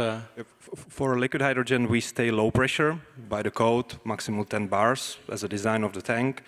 Several barriers of safety, double containment, automatization, control system, safety system, everything comes into the one package. When it's put into the operation on board of the ship, nobody needs to go in and make adjustments. Everything works automatically, so the safety concern is not really relevant for that. And on the solid state storage solution, obviously when we talk about liquid hydrogen, we look at bigger ships, right? I think most people know that there is one sitting in Antibes that carries liquid hydrogen. It's called Breakthrough, a Fed ship. We'll probably talk about it afterwards, maybe. But the thing about liquid hydrogen is for big ships, right? Or let's say big yachts, more or less, in terms of use case. What about solid state? Is solid state also, to a certain extent, applicable to what's the size? How would you see the size of application in the marine side? It can be used from small scale ships, pilot boats, etc., up to large cruise liners. These imaging packs here on the white ones, they can be scaled up to power 200 kVA units, and they can be scaled up within an engine room to feed as much as you want, really. So it's just a question, and a very compact. It's how we integrate it into people's minds now. What about? I will moderate a little bit because it will depend on the boat and the weight, the design. And the boat has a design. There is a weight which is possible, and sometimes the technical solutions will go to the liquefied one because it will be not so weight than the solid states. But for all the boat where we have space limitation, we will go to the solid states. And when you have passenger boat, I am convinced that we will go to solid states because it will help for the citizens' acceptability to use an hydrogen boat. So would you then see it as a solid state is also an improved or better solution when it comes to retrofitting existing boats and the possibility to shift to fuel cell with compared to liquid hydrogen that would be more practical when it comes to obviously initial design? When you have hydrogen, solid hydrogen storage, this is a cylinder, so our cylinder 14 centimeters diameter. So it will ease the retrofit of the boat, as you will be able to put all this tank everywhere where you like. You don't have a big cube to install in the different boats. So for retrofitting, yes, solid state, it's a good solution. Okay. Oliver, you've done solid state on, you've done liquid hydrogen on a small boat. So what's your thoughts on liquid hydrogen on small yachts? What do you think of solid state? I mean, is like your next boat is going to be on solid state hydrogen? Maybe? Well, the beauty, but also the downside of our project is that each year our whole team switches. So the decision will not be up to me, but we're not done with perfecting our liquid hydrogen system. So there will still be a lot of work in this. But for us, as Martin also said some time ago about the regulations of liquid hydrogen, there's a lot, well, not a lot, but there are some regulations to be found of liquid hydrogen on the bigger ships and where to get approval for that. On smaller boats, nobody really has an answer for us. We've called around to almost every institution in the Netherlands, and they all pointed at someone else to get your approval. And we've contacted notified bodies, we've contacted everyone, and no one could give us an approval, or, well, also not the opposite. So that's also something that should be looked into, probably, is to make it more attainable, also for maybe the smaller teams or companies such as us. Thank you. Very strong message indeed. One we quite know in this hydrogen society development. One last question for all of you before we switch to the next panel. Do you see that whether it's liquid hydrogen or solid state, basically will put an end to the possibility of compressed gas format given the infrastructure refueling situation and complexities and timeline talked about in the previous panel? So especially in the maritime sector, is that I would say both of your solutions will actually mean that in a way, sorry, but maybe not power doesn't need to actually put in place a full compressed gas refueling stations everywhere? Your thoughts? Yeah, we'll start. I think for the deployment, there will be different, I would say, level of maturity. So what we could start and what some are already doing is building ecosystems where, especially if you take the example of Monaco, you will have a refueling station, if you take gaseous, where you can use it, I don't know, for a bus fleet, because nobody, I mean, there are already bus fleets running in several streets, and nobody's really taking care if it's a 300 or 700 bar on the tank. And you could mutualize the investment for a city, for such a small ecosystem, and then you can use it for yacht or for smaller one. So I think using this ecosystem could be useful, and then you recycle also what you have invested to implement new technologies in the future. So, but it will go along with the time, I think. Thank you. I think our biggest cost as a gas distributor and producer is in the compression. So I get the most hassle and the most cost and the most reliability issues from the compression stations, the portable refuelers, moving them around, etc., meeting all the regulations, setting up ATEX zones. Removing high pressure makes my life so easy. Using solid state or liquid hydrogen, which is at low pressure distribution, transforms the whole value chain and makes it more accessible and closer to the liquid fuels people are used to in the current situation. Thank you. And on this last note, unless somebody wants to add in quickly. Just maybe to add the one point regarding charging of hydrogen in solid form. It's a fast charging. So it makes possible to charge the boat, not necessarily on the port, very quickly with a low pressure tube trailer hydrogen. Just to conclude, as Oliver mentioned, with all those notified bodies, the point is that if we want to move forward with hydrogen or with other fuels, no one is able to do it alone. There needs to be partnerships, alliances, and we need to share our knowledge together. And this is not a time for the market to compete against each other, but to push forward through the regulation and deploy these references projects. Thank you. Thank you, ladies and gentlemen. As another session with one lady and 4 gentlemen. If you'd like to please stand for a round of applause and a photograph.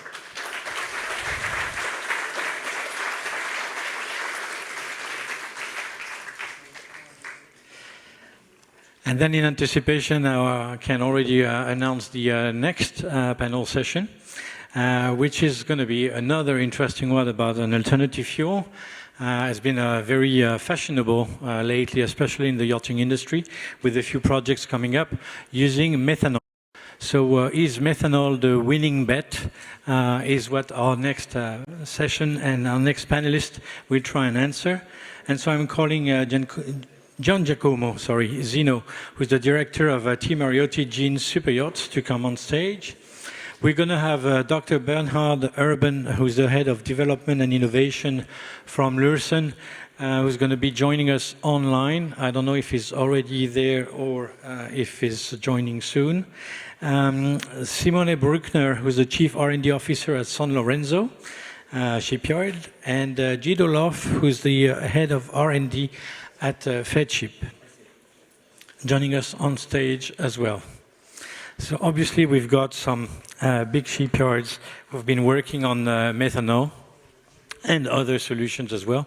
We were talking about FedShip earlier with the liquid hydrogen solution implemented on board Breakthrough.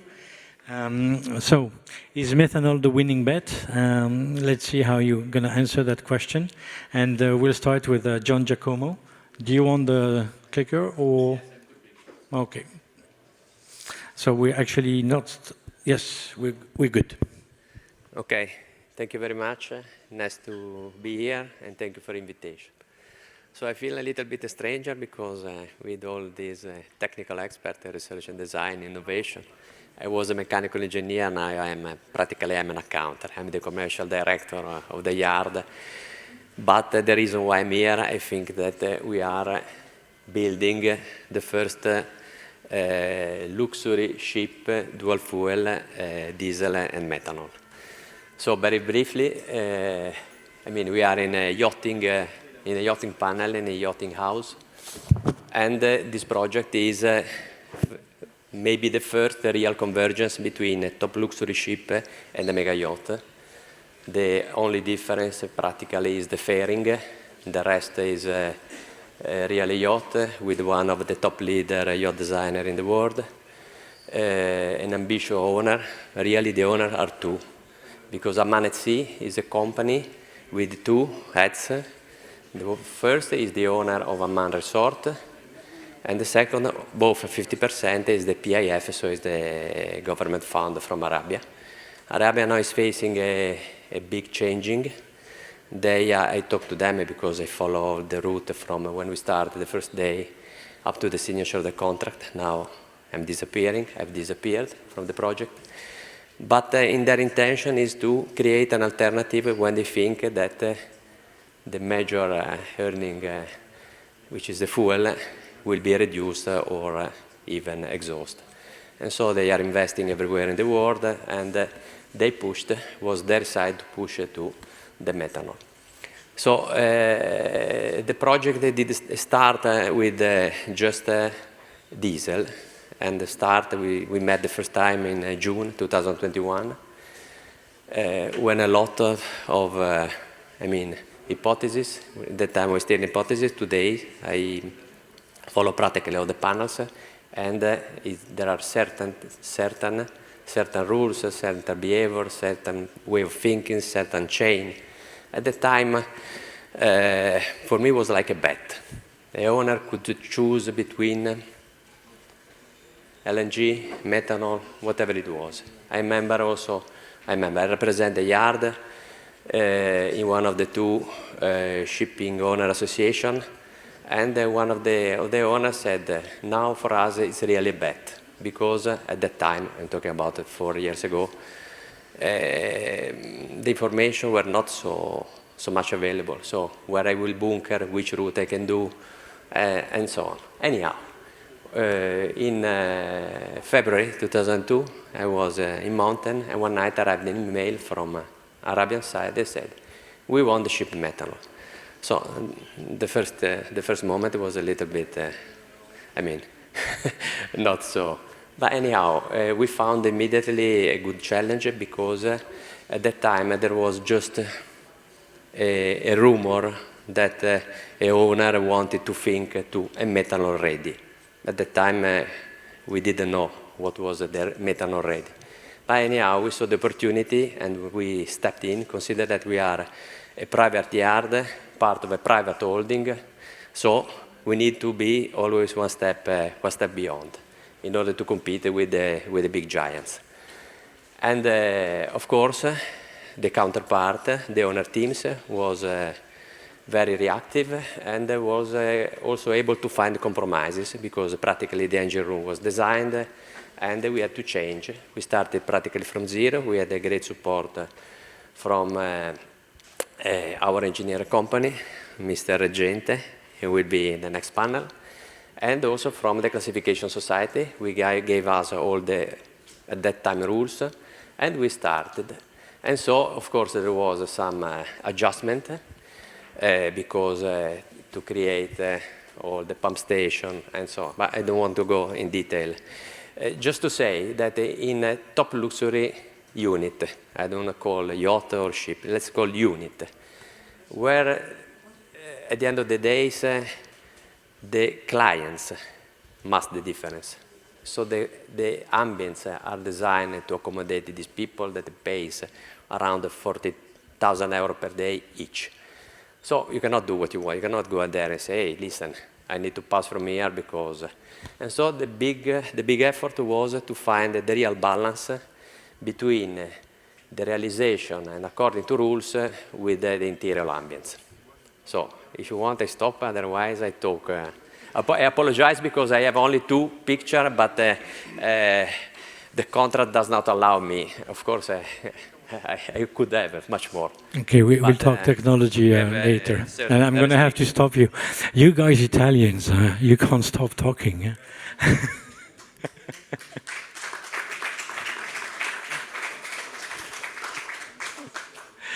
Okay, sorry for that joke. I love my Italian friends.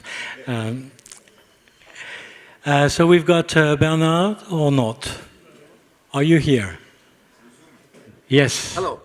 Hello, can you hear us? We can hear you. I can hear you, and I can see you, and I can see myself on the screen now.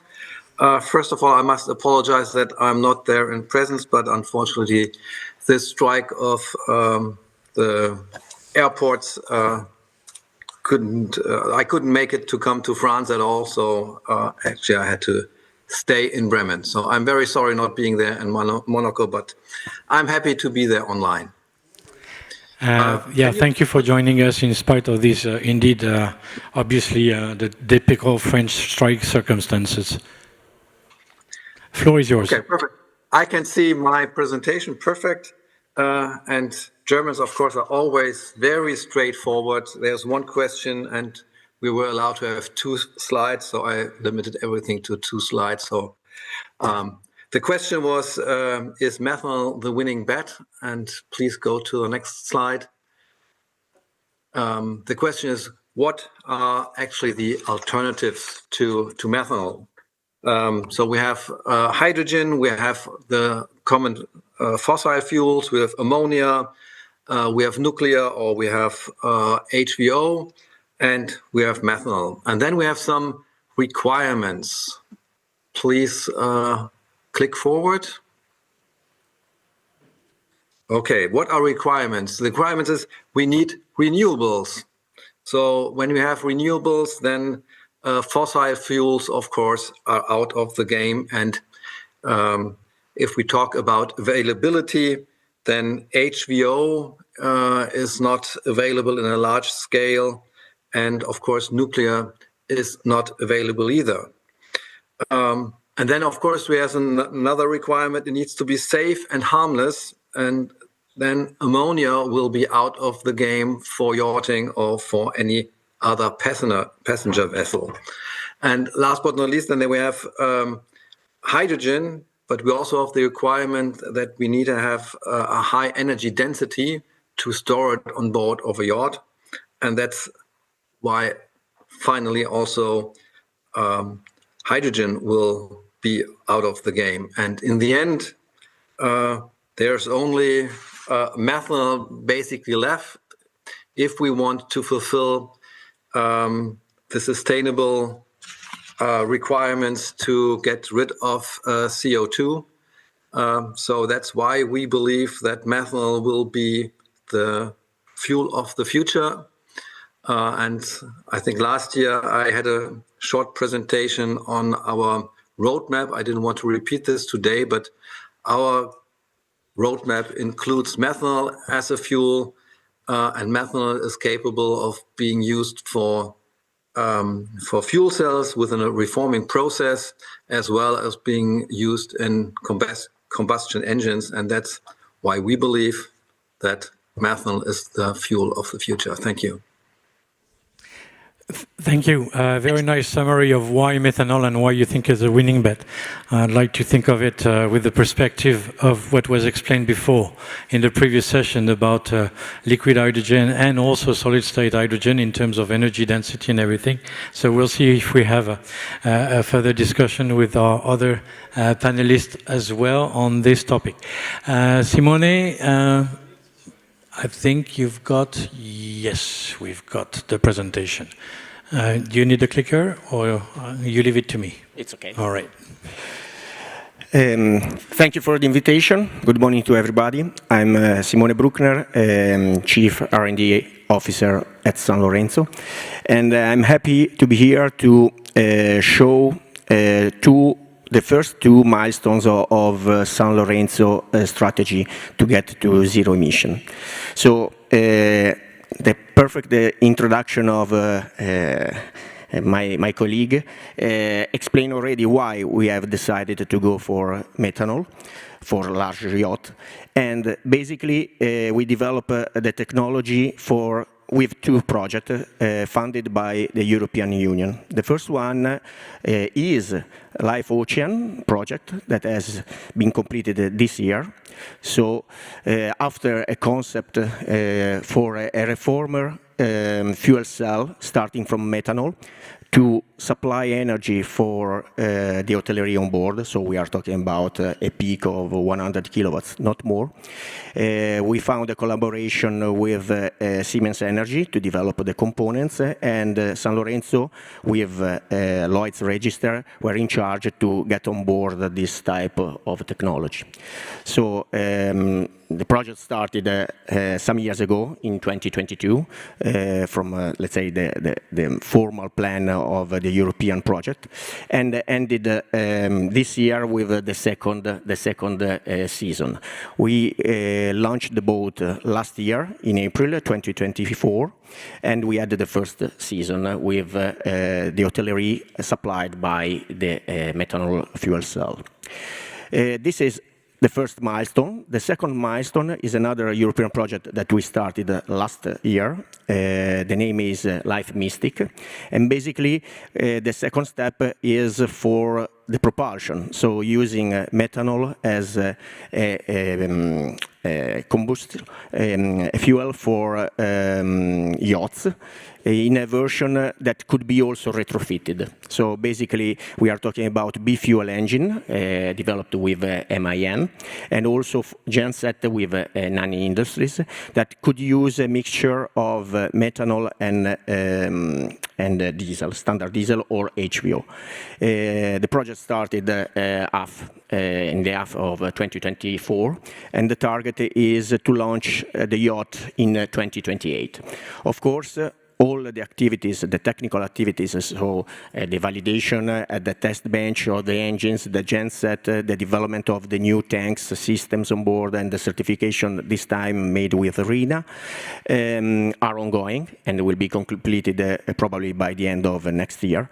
And the final installation, of course, will be also subjected due to the availability of methanol, that this will be one of the topics. So the availability in the marina, in the ports, the regulation, and other things that at the moment, as for all the other fuels we discussed in the previous panels, the problem is that the technology is there, but all the other things around the technology are still on hold.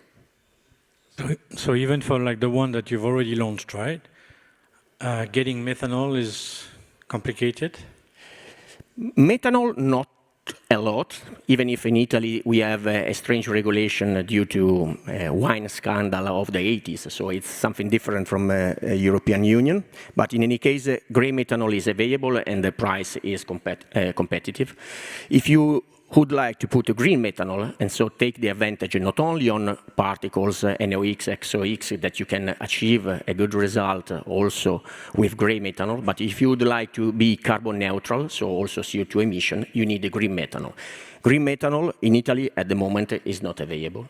We had to purchase this in Germany, move a truck from Germany to do refueling of the fuel cell. So this is showing that the problem is the infrastructure, the availability, and how to manage the methanol, not the technology, how to use it.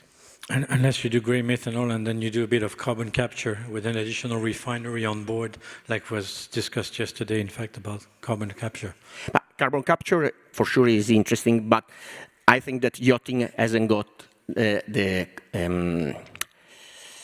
say the volumes to develop this technology and the size to install on board. So yachting could look at shipping, what they are doing, use the technology that shipping could develop, such as methanol, but not all the characteristic of a shipping. Having a tank of methanol is acceptable on a 50 meters yacht. Having a carbon capture system on a yacht of the same size could be a problem.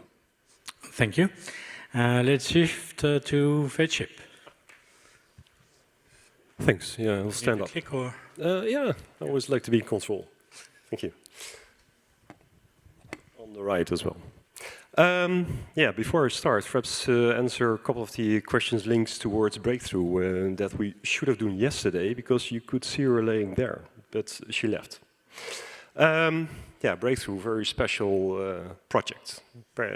Many people in this industry know about it. 120 meter, more or less, super yacht, with cryogenic storage inside on tank deck. Certified now for international operations, well, close to the certification actually. being able to run full on fuel cells, 3 megawatts of fuel cells. This is a magnificent project. It really made a big oomph about all the stuff that we are talking about here. Yeah, so there's now a big, fuel cell system that you could order. Actually, it's being ordered for ferries. There is cryogenic storage, certification procedures being developed, people understanding how to certify that, doing the risk analysis. That's the true value. But is that the future for yachting? Liquefied hydrogen? No. No, no. That's a clear answer. It's not that we would say no to a client. We never say no to a client. We say always yes, but there might be other alternatives by now. Through breakthrough, we managed to make a big step we can make to the next stage. There's no free lunches here. It's all about investment, making the first steps so we can get to the next step. That's what breakthrough is about. Let me now talk about the next. Well, perhaps I can give you some statistics on how much space it uses in breakthrough. Liquefied hydrogen storage in breakthrough, it uses pretty much like 35 times the space of diesel for the same energy, 35 times, because you shouldn't compare the liquid hydrogen with the liquid diesel, but the entire holding space that holds this cryogenic tank. And then bear in mind that that holding space used to be interior, so you take away payload. Do you know what the cost is of payload of a super yacht? It's a non-viable solution, cryogenic storage on a super yacht. Sorry. Although it was the important step to make, because now we can get to this. What do we need to do as a yachting sector? Don't look inside. Don't look at your sector. You need to look outside. You need to look at the world. We are talking about energy transition. Energy transition is not only maritime. No, it's maritime connected to the energy majors, to food chain. If we talk about hydrogen and ammonia, that is driven by food. It's fertilization of the food chain. That's a prime driver of that. If we look at hydrogen and shipping, what do you see happening? Well, big shipping companies, and not only Maersk, but Maersk is quite clear, one of the front runners. They invest into the ships, the chicken or the egg or whatever. I mean, they create the marketplace. So they can run on methanol. They can still also run on diesel. It's just a smart decision, right? Because you don't want to invest in something that you cannot use. Now, about 5% of all ships being ordered are methanol-based. As a consequence, you see that a production facility like the one here on the right in Kassø in Denmark is being built. It's producing e-methanol. So electricity comes in, CO2 in a pipeline, and the methanols be synthesized. Because you need it for the ship. It goes into the ship. And it also goes to this other famous Danish company, Lego, because methanol you need to construct Lego blocks. You need it, we already need it now, to produce plastics.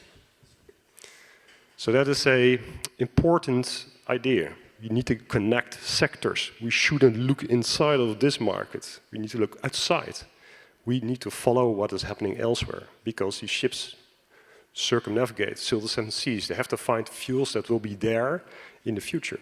We need to be adaptable. So the consequence of the move of shipping, you see in this graph on the right, there's now 50 million tons of green methanol anticipated to be produced in 2030. That's a lot. That's half of all the methanol that is being produced today. As a consequence of shipping companies making a step. And why is it? It's all about cost. It is all about cost. 90% of trade of stuff is by ship. So it's in part of everything you buy. So it needs to be low cost.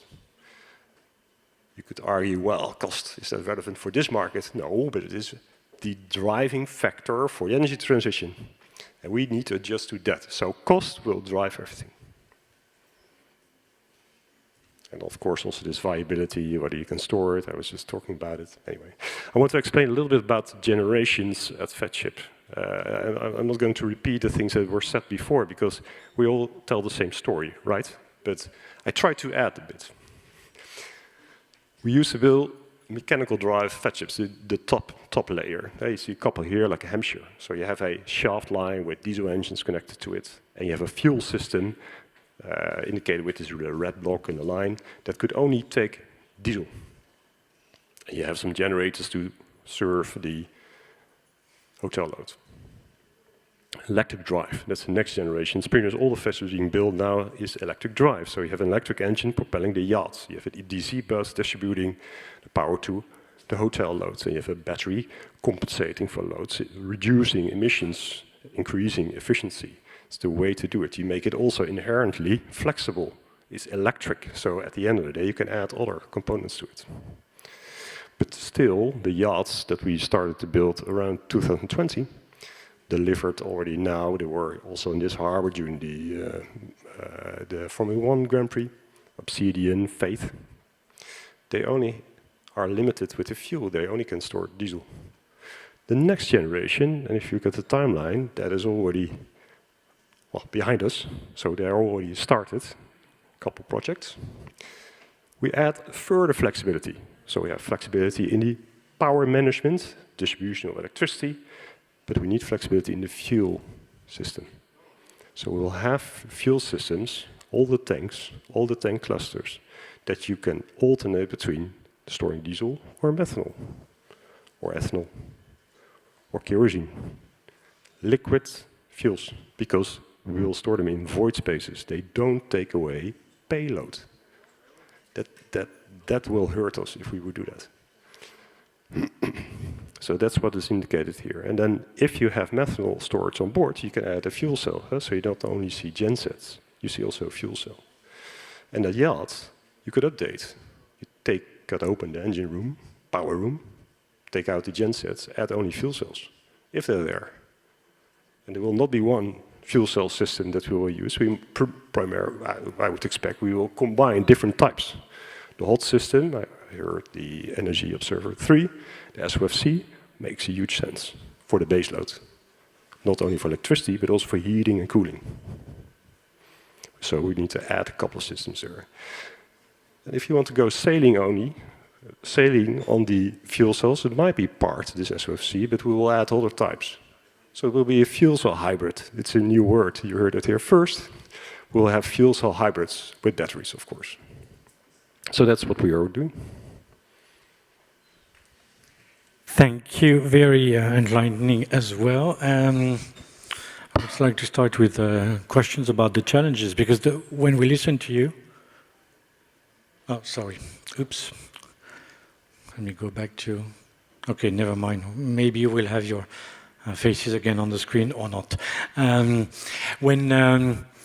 When we listen to you, it seems like it is the winning bet, is the easy implementation, easy solution, is why we didn't think about it before. After all, methanol has been in existence for a long time. So I would say, what are the challenges, and what's the difficulty in the implementation when it comes to especially, obviously we talked about availability, that's one of the difficulties, especially green methanol. But even for crew, captains, for people who deal with methanol and refueling, and all these challenges that need to be overcome, or is that not a problem, and in fact it shouldn't be an issue? Bernard, I don't know if you can hear us still, and of course if you do want to make some comments and give us some feedback, don't hesitate to join us. Thank you. I'd like to make a small addition to it. Well, it's not a bet. That is what you do in the casino. It's also not believing. That's what you do in church.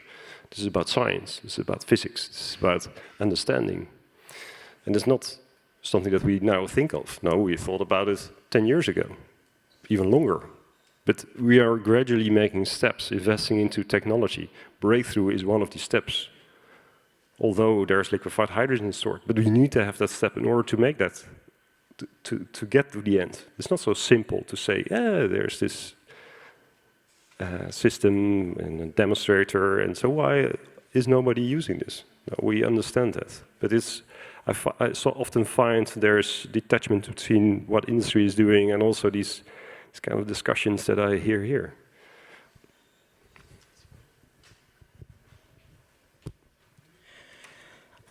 I think in general, training the crew and also all the people that are working with new technologies is very, very important, because in general, yachting is a quite conservative market. And for example, at the last Captain's Academy that we held every 6 months in San Lorenzo, there were a lot of captains that when we started to propose this type of technology, they showed me always the same video.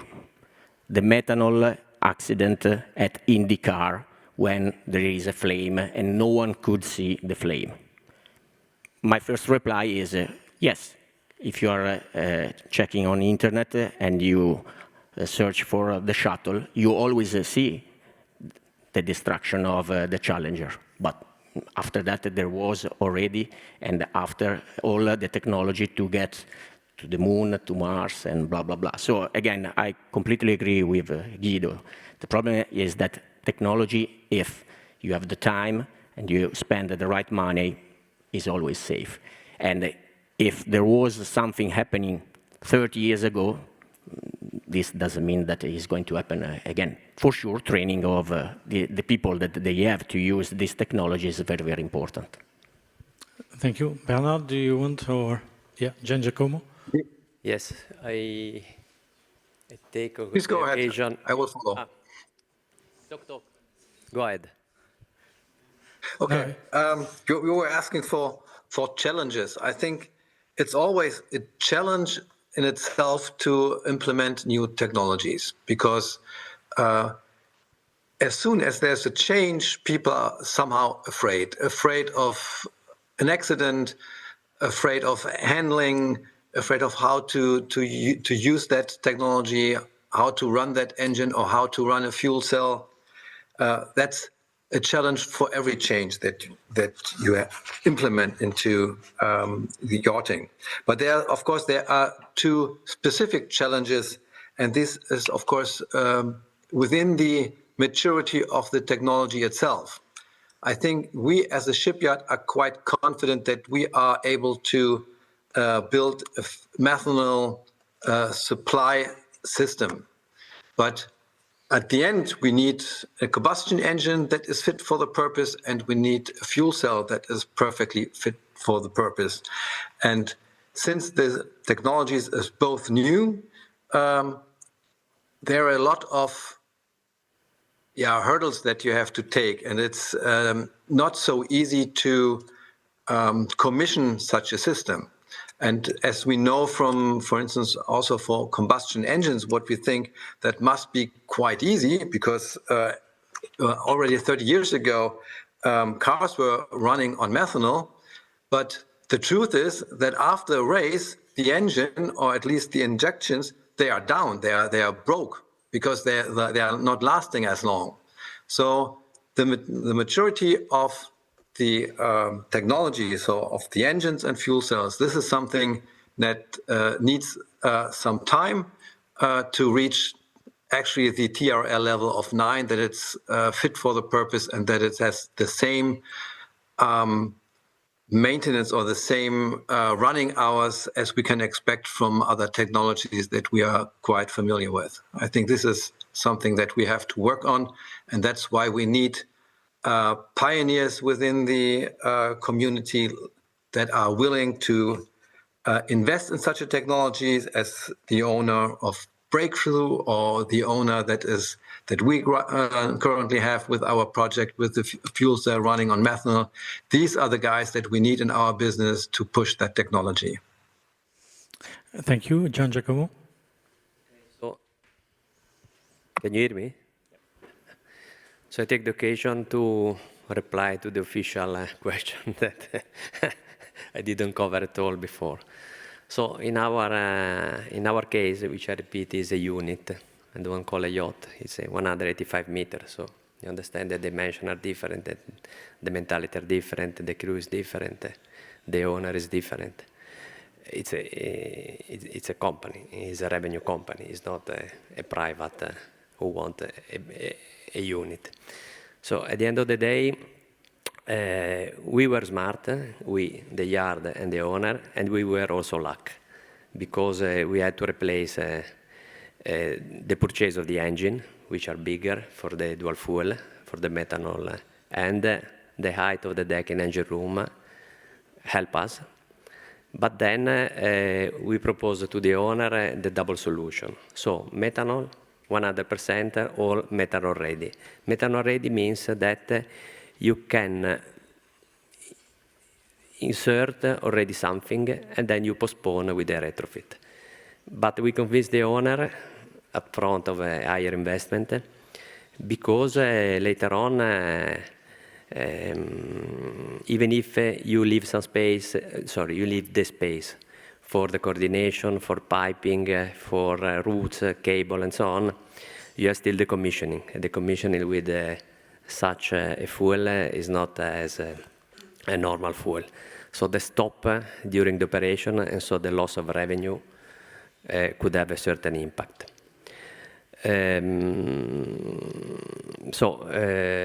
I think that in our case was they made the right choice, and honestly speaking, we were also lucky because the 50% of the ownership, the Arab side, at that time they said that they wanted to locate the vessel in the Red Sea, so in Arabia, where for sure they had already a plan to have the right combustible in the right moment and so on. So this is also driving. Let's say that could be also, let's say, a marketing choice, but I mean, the value in total cannot justify only marketing. Is a planning. Okay, so far for the challenge, Guido, you wanted to add something, or I have another question otherwise. Yeah, yeah. Well, then I will answer with the thing I want to say now. Perhaps we could do it right away. I think the crux here is all about investing. Some stars are aligning. I see, including Bernard, companies that find the right funds through either subsidies or clients to do pretty much the same things. But we could do it way faster. This market can do this way faster. Each project that is started, if you take 1% of it, you know how much money that is. So doing it faster, in fact, I was kind of anticipating my next question. So since we've had these early adopters, as you said, leaders, I mean, new clients who've done it, and proving that methanol is possibly, maybe not the winning bet, but is at least the best compromise in the next phase of transition until something else may come along. How fast do you see that adoption then coming into, not necessarily, I mean, we don't call it mass market in yachting, but at least significant market presence from, I would say, all the shipyards, and not just 3 or 4 being the leaders or being the ones that are willing to be innovative in that field. But like methanol becoming more or less the norm? Do you see that happening? I do see that happening. I think the main challenge is that the investment part I was just talking about, but then we have big OEMs in this marketplace. There are only a couple of engine brands. Are they investing? Are they investing enough? Do they understand how the market works? So do they understand how they can approach a yard to partially co-fund their development? I see that they struggle with that. They're not used to it. So I think if that happens, it will be a cascading effect. The methanol itself, this is not us. That is not this business. Perhaps some owners have some grip on that transition, but this is the Maersks. This is the energy majors. That's not us, and it will happen. It's not that it will happen. It already happened, and it will accelerate. And of course, there will also be ammonia, but Bernard clearly already indicated not in a yacht marina. It's a very nice and interesting answer, since the next panel will be talking about engine manufacturers and how dual fuel engines could be another option forward. Simone, Bernard, do you have anything to add? Very briefly. Yeah, I just agree that, or what I also said earlier, I think it's also a matter on availability on those engines. There are the big engine manufacturers, they are all working on methanol engines, but typically they take one specific type, for instance, like the MTU 4000 engine. But when this is running, then they need to cascade this to the other types of engines so that we have a variety of different power options that you can use for your yacht. And as soon as also the smaller engines are available for methanol, then it's going to be a breakthrough for the yachting market, I believe. Thank you. Very quick. Very quickly. So I see more or less the story of the LNG. In the beginning, LNG was fitted with the external cylinder in the ferry in the northern country, in the Scandinavian. And then they started to locate the big cylinder in the body of the ship. Now it's a matter who comes first. When we purchased the Chantier Naval de Marseille, all the owners said, advise me when a ship will enter and I will be the second. So I think that if San Lorenzo, Fed ship, all the other yards consolidate, let's say, the production, and we deliver the ship, now I call the ship, with good result, I think that they will turn. Thank you. Thank you, gentlemen. Bernard, very nice to have you online. Please, if you kindly stand forward for the traditional photograph. We've lost Bernard. Bernard, can you join us back? Are you still online on the camera? And then you'll be on the big screen. We've lost him. Thank you, gentlemen. And our last session for today and for today's conferences is indeed about dual fuel engines in accelerating the energy transition. And to discuss that topic, I'd like to call Francesco Concetto Pesce, technical specialist, new products and advanced engineering from Dumaret, Stefano Regente, who's the CEO of Mecano Engineering, Daniel Chatterjee, who's the Director of Corporate Sustainability, Technology Strategy and Regulatory Affairs at Rolls-Royce MTU. We should have Lex Nyssen from Everlance, who's the VP Head of Marine Europe and the Americas online, hopefully. And we should have Marco De Stefano, who is the General Manager Sales at Wärtsilä, joining us on stage. Welcome to you all. Obviously, as I said, it's the role of dual fuel engines. You'll be very quick about your presentations, hopefully. How many Italians have we got? 2. All right, so should be okay. Then one important thing, I think, for the audience is to understand what actually a dual fuel engine is like, works like. I mean, what's the whole magic about dual fuel engines? Whoever will want to actually explain it briefly, and then we can discuss about how important they can be in the energy transition. So let's start with Francesco. Yes. Thank you so much. Okay, so good morning, everyone. First of all, thank you for staying here. Only the brave at lunchtime, so thank you for that. I will be super fast. So I'm Francesco Pesce from Dumaret Group. Dumaret is a global business company with the headquarters located in Belgium, with several centers in Europe. I'm from the R&D center in Italy, Torino, and we have now also a new center in US. We are also present in China. So basically, we develop products for powertrain systems, and of course, also we are a service provider for engine manufacturers. So as Dumaret Group, we really believe that dual fuel solutions can be a very effective way to approach a smoother transition to decarbonization. And my challenge today is trying to keep here to bring some concrete projects that we've been doing. The first one is a hydrogen dual fuel solution. Oops.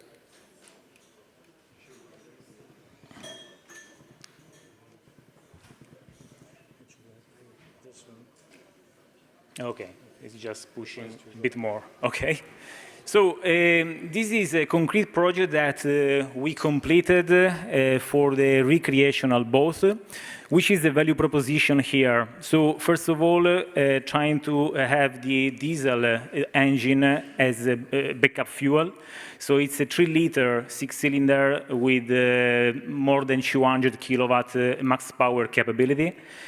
And when we talk about dual fuel here, basically, we are able to reach up to 90% of hydrogen usage, because the point as engine manufacturer, okay, we are talking about dual fuel, but in the end, how much hydrogen are you going to use? So in this case, at very low load, we've been able to reach up to 90% of hydrogen. This means that in terms of value proposition, you can really imagine to use hydrogen in the airports, in the marinas, basically 90% of hydrogen, with a very effective way to decarbonize more restricted areas. If you use HVO, so hydrotreated vegetable oils, instead of fossil diesel, you can really think to reach up to 0 well-to-wake CO2. And this is extremely high in terms of value proposition, with ultra-low particulate and capable of Tier 3 emission. In this case, the concept was using 1 or 2 hydrogen tanks, depending on the usage. So we are talking about 3 to 6 kilograms, with 350 bar pressurized tanks. And again, this is a very good way trying to use at best the hydrogen to preserve the tank and the usage, because of course, outside the airport, you can really push more on diesel by lowering the sharing of hydrogen. So again, it's a precious, today is a very precious and expensive fuel, or better, vector. It's a good way to use at best. Then, of course, another value proposition is the sound experience, that for the user is something that is extremely valuable, and the refueling timing that is basically same as conventional. And in terms of, let's say, calibration, this is really our work. This is a good way to show that basically in the area, on the engine map, basically we are able to reach overall 60% of hydrogen usage, meaning 60% of reduction of CO2 overall in the engine map, with 90% in low load, and up to diesel only to preserve the max power output. So this is the first one, and I would like to highlight also the safety scheme here, that is extremely important, safety first. Here you can see the scheme with on-tank valves, with thermal and pressure relief devices, with the regulator of the pressure, and with some important hydrogen sensors on cabin and also on the engine compartment, also with some redundancies that are extremely important. The second project is very fast here. We were talking about methanol. We have concrete projects on dual fuel methanol. Once again, we are seeing that methanol is really keeping a good player for bigger sizes, boats, so from ferries, but also yachting. And in this case, if diesel is 1 in terms of volumetric, in terms of energy density, you can see here that methanol is 2.4 times diesel at same energy content. Instead, with hydrogen, we are going up to 15. So it's clear that in terms of energy content and in terms of energy density and volumetric density, it's clear that methanol in this sense is really convenient. So with 2 projects here, we've been able to reach leading-edge performances with dual fuel. So you can see here the benchmark area for different bores, with 2 different technologies. So by injecting methanol as the port fuel injection, so on the intake manifold, or on another project directly in the combustion chamber. Of course, the approach is different. The first one is more as a retrofit. The second one is a more radical modification to the engine. But we've been working on that, and we are reaching extremely good results.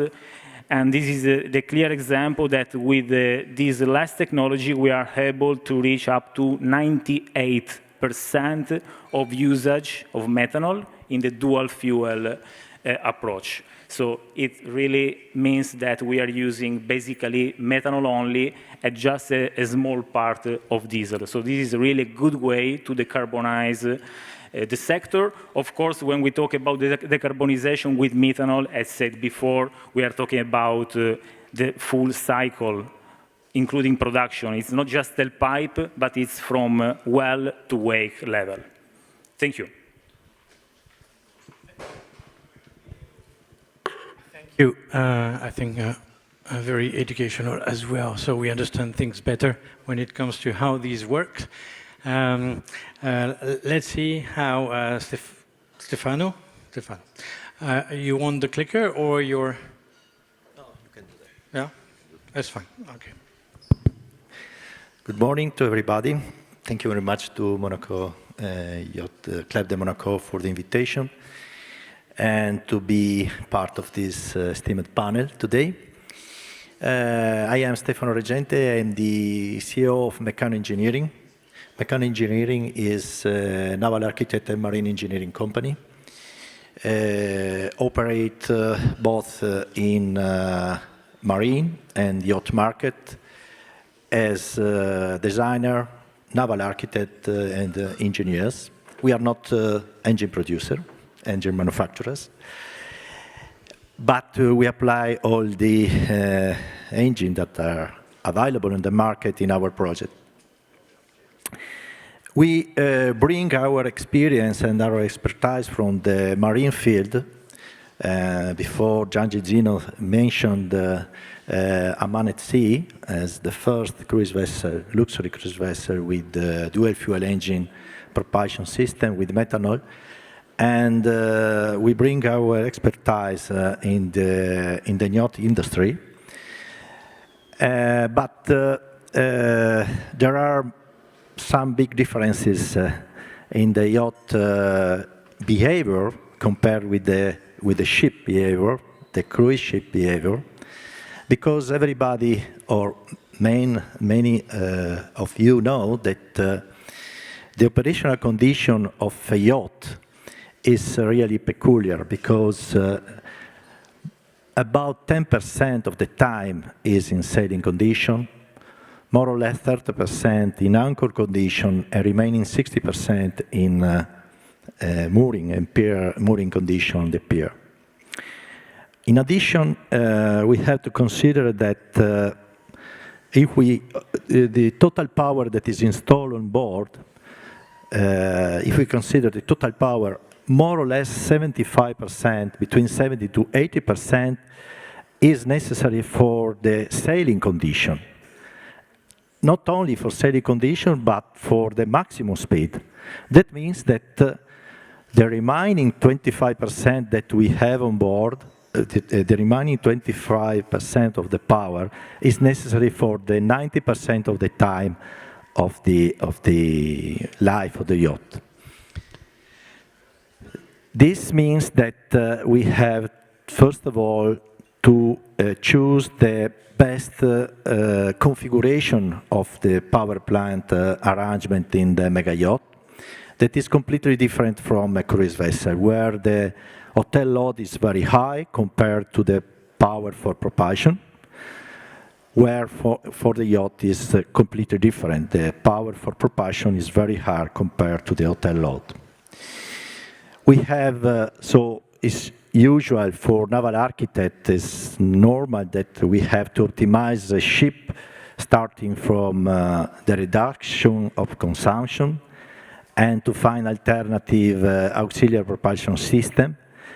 But at the end, the only thing that is possible to do to reduce the emission, not only, but the most important, is to find an alternative fuel.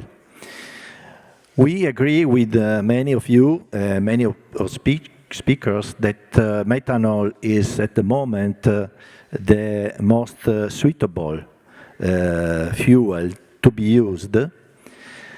But, and the dual fuel engine today are not, are absolutely necessary. We can do without dual fuel engine. The main reason is that we must have a certain range of autonomy, and the diesel on board is necessary because the volume that is occupied by methanol is more or less three times more than diesel. So, but today, so please go ahead. No. Yeah. Today, there is a gap that we have to address. If the marine engine manufacturers are well prepared and are offering a wide range of engine for the marine market, for the ship market, it is not the same for the smaller size engine. I am talking about yacht above 60 meter, because below 60 meter, and yes, it's possible to use also alternative fuel, but if we have to reduce and to use the alternative fuel for propulsion, and we want to reach at least 20, 25, 30% of range without emission with alternative fuel, we have to talk about yacht above 60, 65 meter. And so for this range, we need a size of engine that must be below, if we consider the diesel-electric arrangement, below 1,000 kilowatt. And there are few producers, few manufacturers that are working on that. So my idea and my suggestion is that all the manufacturers has to continue in research and development to offering and to give available as soon as possible this size of engine for yacht market. Okay, thank you. Daniel, you'd like to take on? You need the clicker.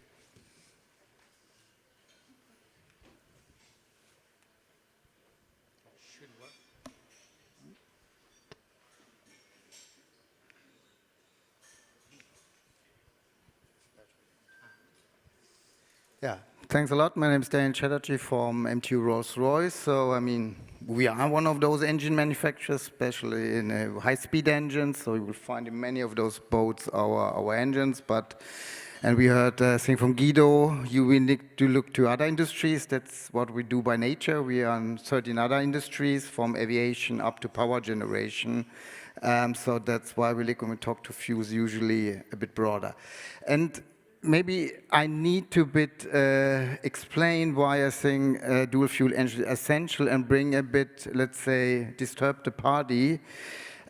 Because if you look on most projections, what will be the maritime fuel? You will find 20% fuel share in 2050 by methanol. So methanol is the right bet, if you research, that's for sure. But if you look what happens in short term, so the white curve is the projection of projects up to 2030 should be around 35 million tons of green methanol.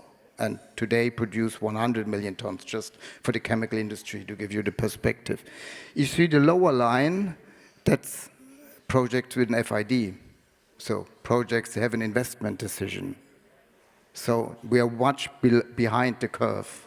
And that at the end means we have to discuss infrastructure, but this really shows you the production volumes. And it could give you the same curve for hydrogen. So what the reality just shows, we will not have the fuel amounts, and I'm talking the whole maritime industry, as we might hoped it a few years ago. And this just shows flexibility, that meaning you install, have the ships ready for methanol. If you have one fat ship, having dual fuel engine is just essential to move forward, because you cannot rely to have enough volume and by that availability. So that's a bit the trigger behind that, and we partly heard that already. dual fuel or B-fuel may sound like the Christmas present. You can have everything. You can run 100% methanol in that case, or you can run 100% diesel. Unfortunately, usually this is not the case. So, one hand side, if you talk on a single fuel engine, different technical concepts, could be with methanol. You inject methanol and you ignite it with a spark plug. That's an ideal case. You can run 100% methanol. You require even no after treatment to reach IMO 3. Sounds nice, but this technology can burn only methanol, not diesel. And usually if it comes to dual fuel, and we have seen it already with hydrogen, with the same case, you have a mixture. You have always a mixture between diesel, you use diesel to ignite, you mix. So you have a certain range of methanol in what you burn.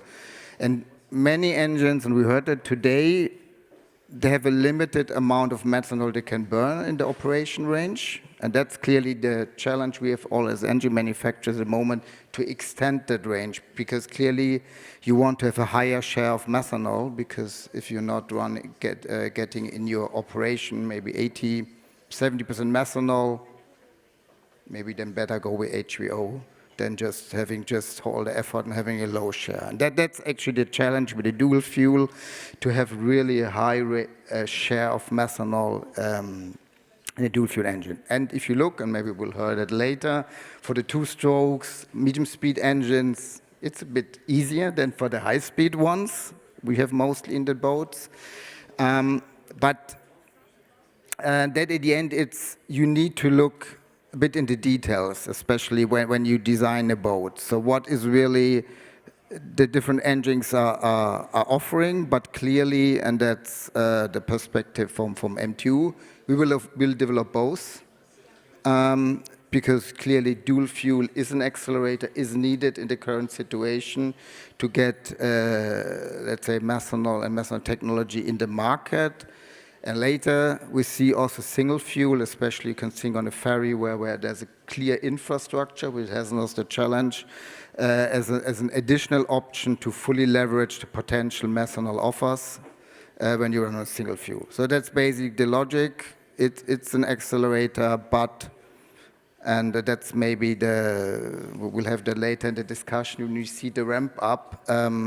We heard it from Lürsen later, when is really a full portfolio needed? Because also as an engine manufacturer, it still makes no sense to have all the portfolio for methanol and nobody buys it. But for sure, the engine is running on the test bench, the first one, and I think dual fuel is really one of the way needed. Thank you very much. Very comprehensive. Thank you. I don't know if we've got Lex or not. Is he online? We haven't heard from him. I'm here. You're here. Okay, great. I can hear you. I can even see you now, and you can probably see yourself. Yes. So Lex is a VP, Head of Marine Europe and the Americas for Everlands, and is going to give us a very brief introduction as well. And I should be able to get my clicker back. Where's my clicker? In order to initiate that. Yes, thank you very much, ladies and gentlemen. Sorry also from on my side that I could not join due to the strike of the air traffic controllers, which was unfortunately a little bit out of my control. Anyway, thank you for having me here. Everlands, just for the people that do not know, Everlands, our company was renamed exactly 1 month ago.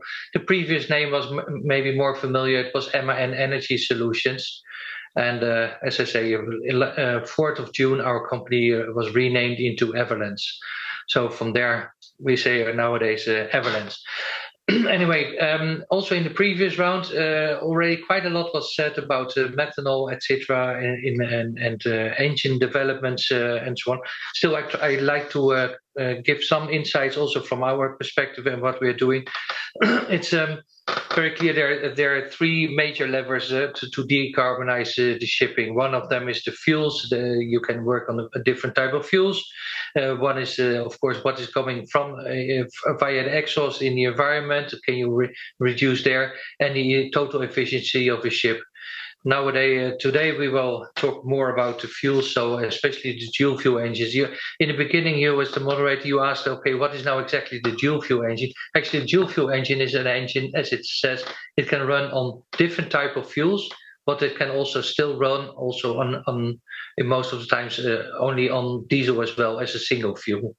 But for the other fuels, it needs like methanol, like LNG, etc. It needs a diesel oil, a small amount of diesel oil to ignite, because the other fuels are not self-igniting, as it is in the case with the diesel.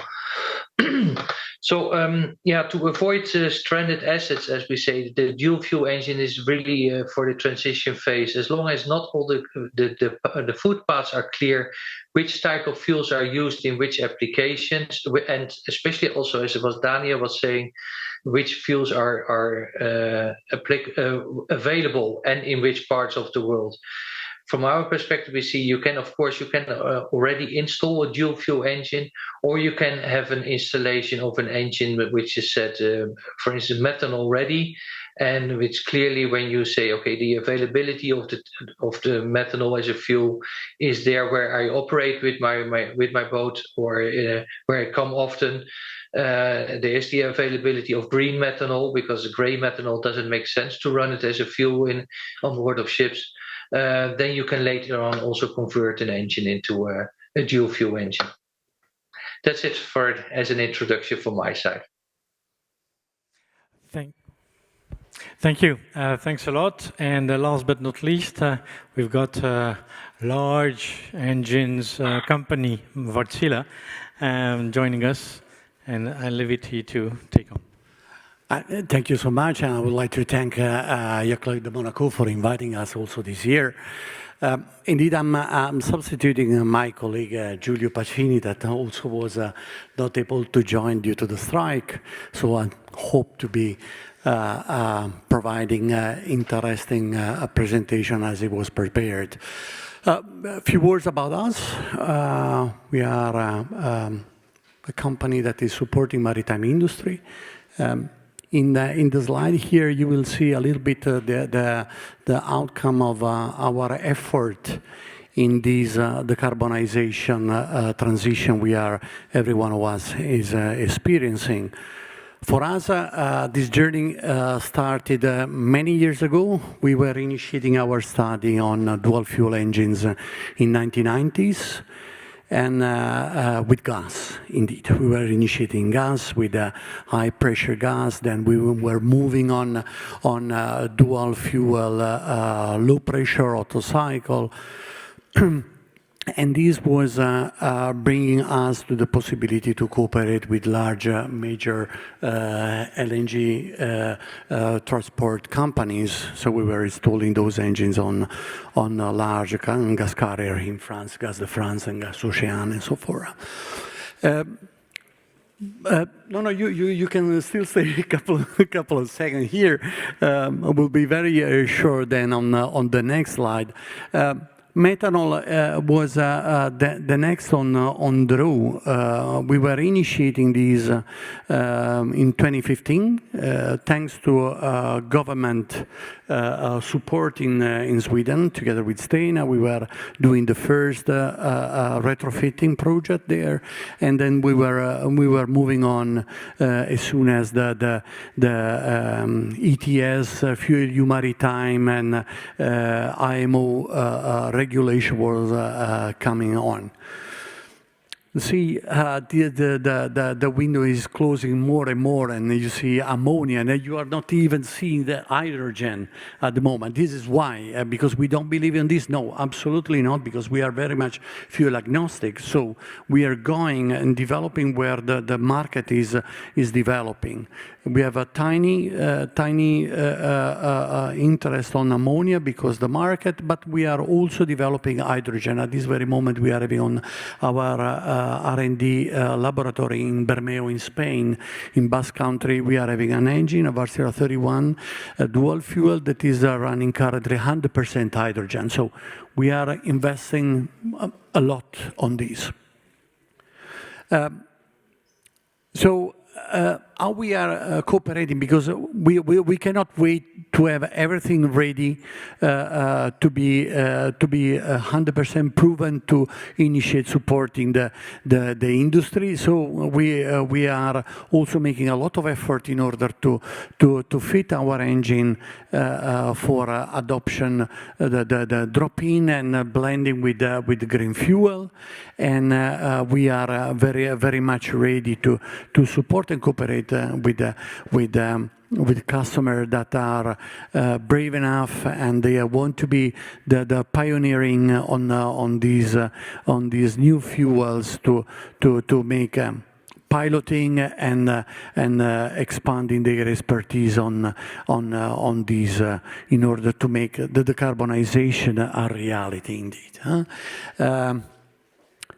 That's it for the moment. With the colleague for Rolls-Royce before, he was saying that they are accelerating. We don't want to accelerate too much. We are medium speed. For us, it's sufficient to be enabling the transition. Thank you. I think everyone understands more or less how it works, and I have a few questions about the dual fuel, again, from a practical perspective. Whether it's crew or operations or maintenance, is there a significant difference, or it absolutely changes nothing, the fact that you are installing dual fuel engines for the operations of the yachts? Who wants to answer? Maybe a couple of words, really a couple of words. Life is not always hunky-dories. I mean, there are challenges that we are facing, of course. I'm talking about the high-end installation, because our medium-speed engine are suitable for, I would say, from 70, 80 meters upwards. So dual fuel, of course, need to satisfy the requirement of having two fuel on board. So what we are doing, we are working in close cooperation with the ship designer as Stefano and the other colleagues here in the parterre. And I would say that the cooperation, it makes the difference, because challenges are there, of course. Yeah, maybe adding from the engine itself, there's not a huge difference. I mean, you add there's a second injector or whatever, but this is in the space. I think the challenge is maybe what the yacht builders can say is clearly you have two fuel systems, or depending how you install it, if you run to the fuel lines methanol, then later diesel, how to make sure nothing happens still. So that means for the crew, I guess that's a challenge, because they need to handle more fuel systems. On the engine, there is added complexity. You could have two injectors, so depending on a more sensible injector, but that's still, I would see in the frame how an experienced engineer can handle it. The dual fuel engine with methanol involve the complete design of a yacht, not only the engine room and the technical part. Methanol is toxic if swallowed, and so can be managed all the part of the yacht that can have a risk of linkage or something like that. And so the hazardous areas that we have on the ship are significant. We have to manage the discharge of the gas. We have to manage the ventilation of the cofferdam. We have to manage the bunker station. That is not the same of a diesel bunker station. So yes, has an impact, and I think that also the crew has to be trained to manage not only for the engine but also for the entire ship and installation that we have.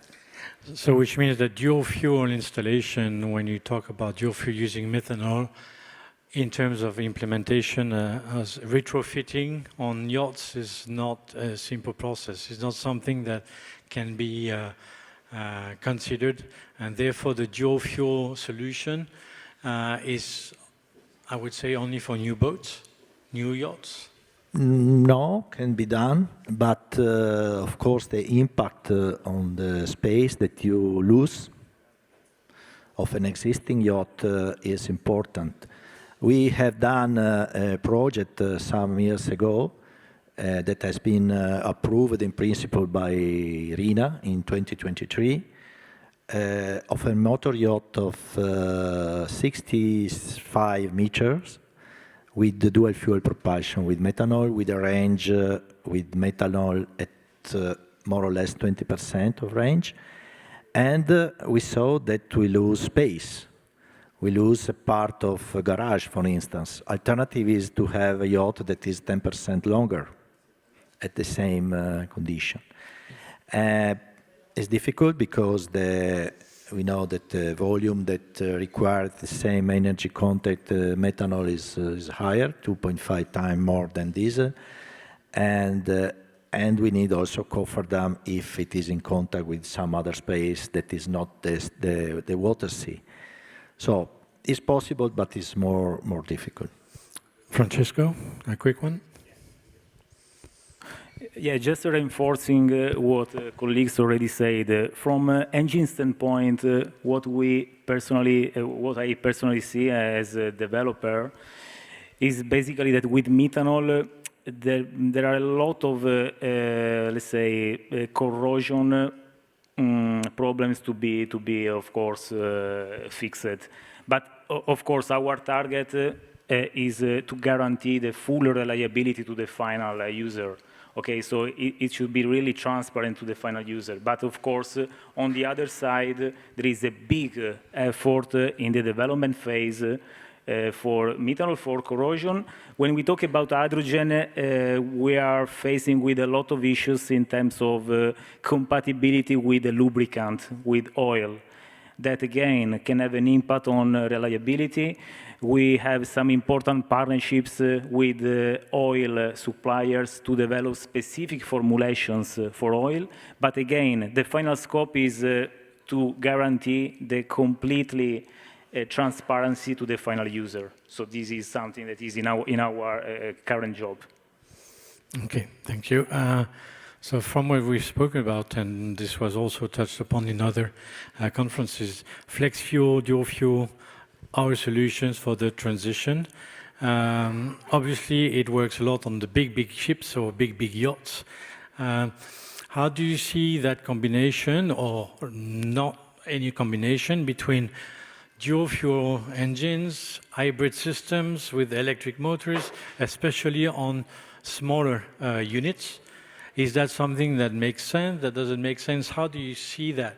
That compatibility between, let's say, dual fuel engines with an electric system on board as a hybrid system. I mean, how's that happening, not happening? What's your view on the ideal combinations, I would say? And maybe we can ask Lex for his view since he's away. Thank you. Basically, it doesn't matter if it is a diesel engine or a dual fuel engine or the engine running off what kind of fuel the system. It has not a different impact. It might be that you have a little bit lower output of certain engine types when they're running on methanol instead of in diesel. But the combination as such, it's depending on how do you want to have the layout of your ship with the battery system, with the hybrid system, etc. Just to jump back a little bit on the previous subject, if I may, I agree a lot with what previous speakers were saying, but it's really compact. Even if you do the retrofitting or later on an installation of an engine running on methanol, the fuel equipment has the most impact, so you need to have high ferro materials of the piping, etc.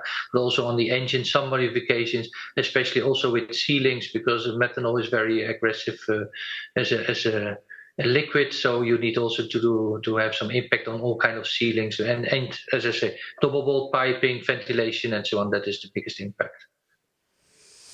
Thank you, Lex. And last words from Daniel to conclude this session and the overall conference. Yeah, I think maybe also to your last point with the diesel electric, I think that that's even additional benefits if you've seen that the engine map where I've shown a different ratio. So if this is still the case, then with a diesel electric system you can optimize where you run your engine. So there's even for those situations, it's even a benefit for a methanol engine. For me, for last words, I think when it comes to dual fuel engine, it's at the end, because of the uncertainty we have in availability and so on, it's somehow a must have the flexibility. I guess it's a bit up to the owner probably to where he wants to go. So when we have seen, for example, fat ship, you could have, let's say, your ship ready, so have the tanks and infrastructure, but still have a diesel engine. So then you run on diesel, but if you later want to do a refit, you have a part done.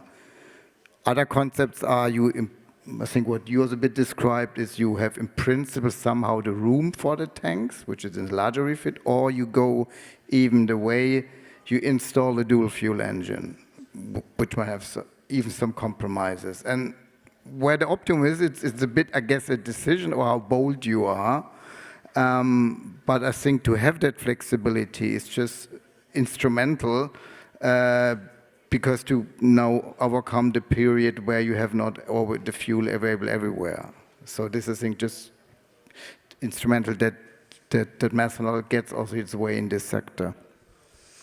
Thank you. Indeed, very interesting concluding words. At the end of the day, it's back into the owner's hands, but they need to know and understand what's really applicable, where, how, what's available, so that they can make learned decisions. On this note, thank you, gentlemen. Please kindly join the front of the stage for the ultimate photo.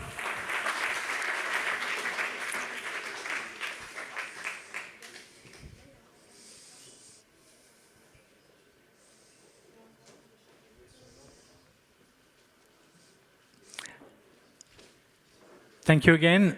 And in conclusion, Zilard will give you a few words before you can be released by me for lunch. So good afternoon, everyone. Really, just a few words. Once again, thank you very much for joining us today. I hope this conference was interesting and really instrumental for you, for your professional endeavors.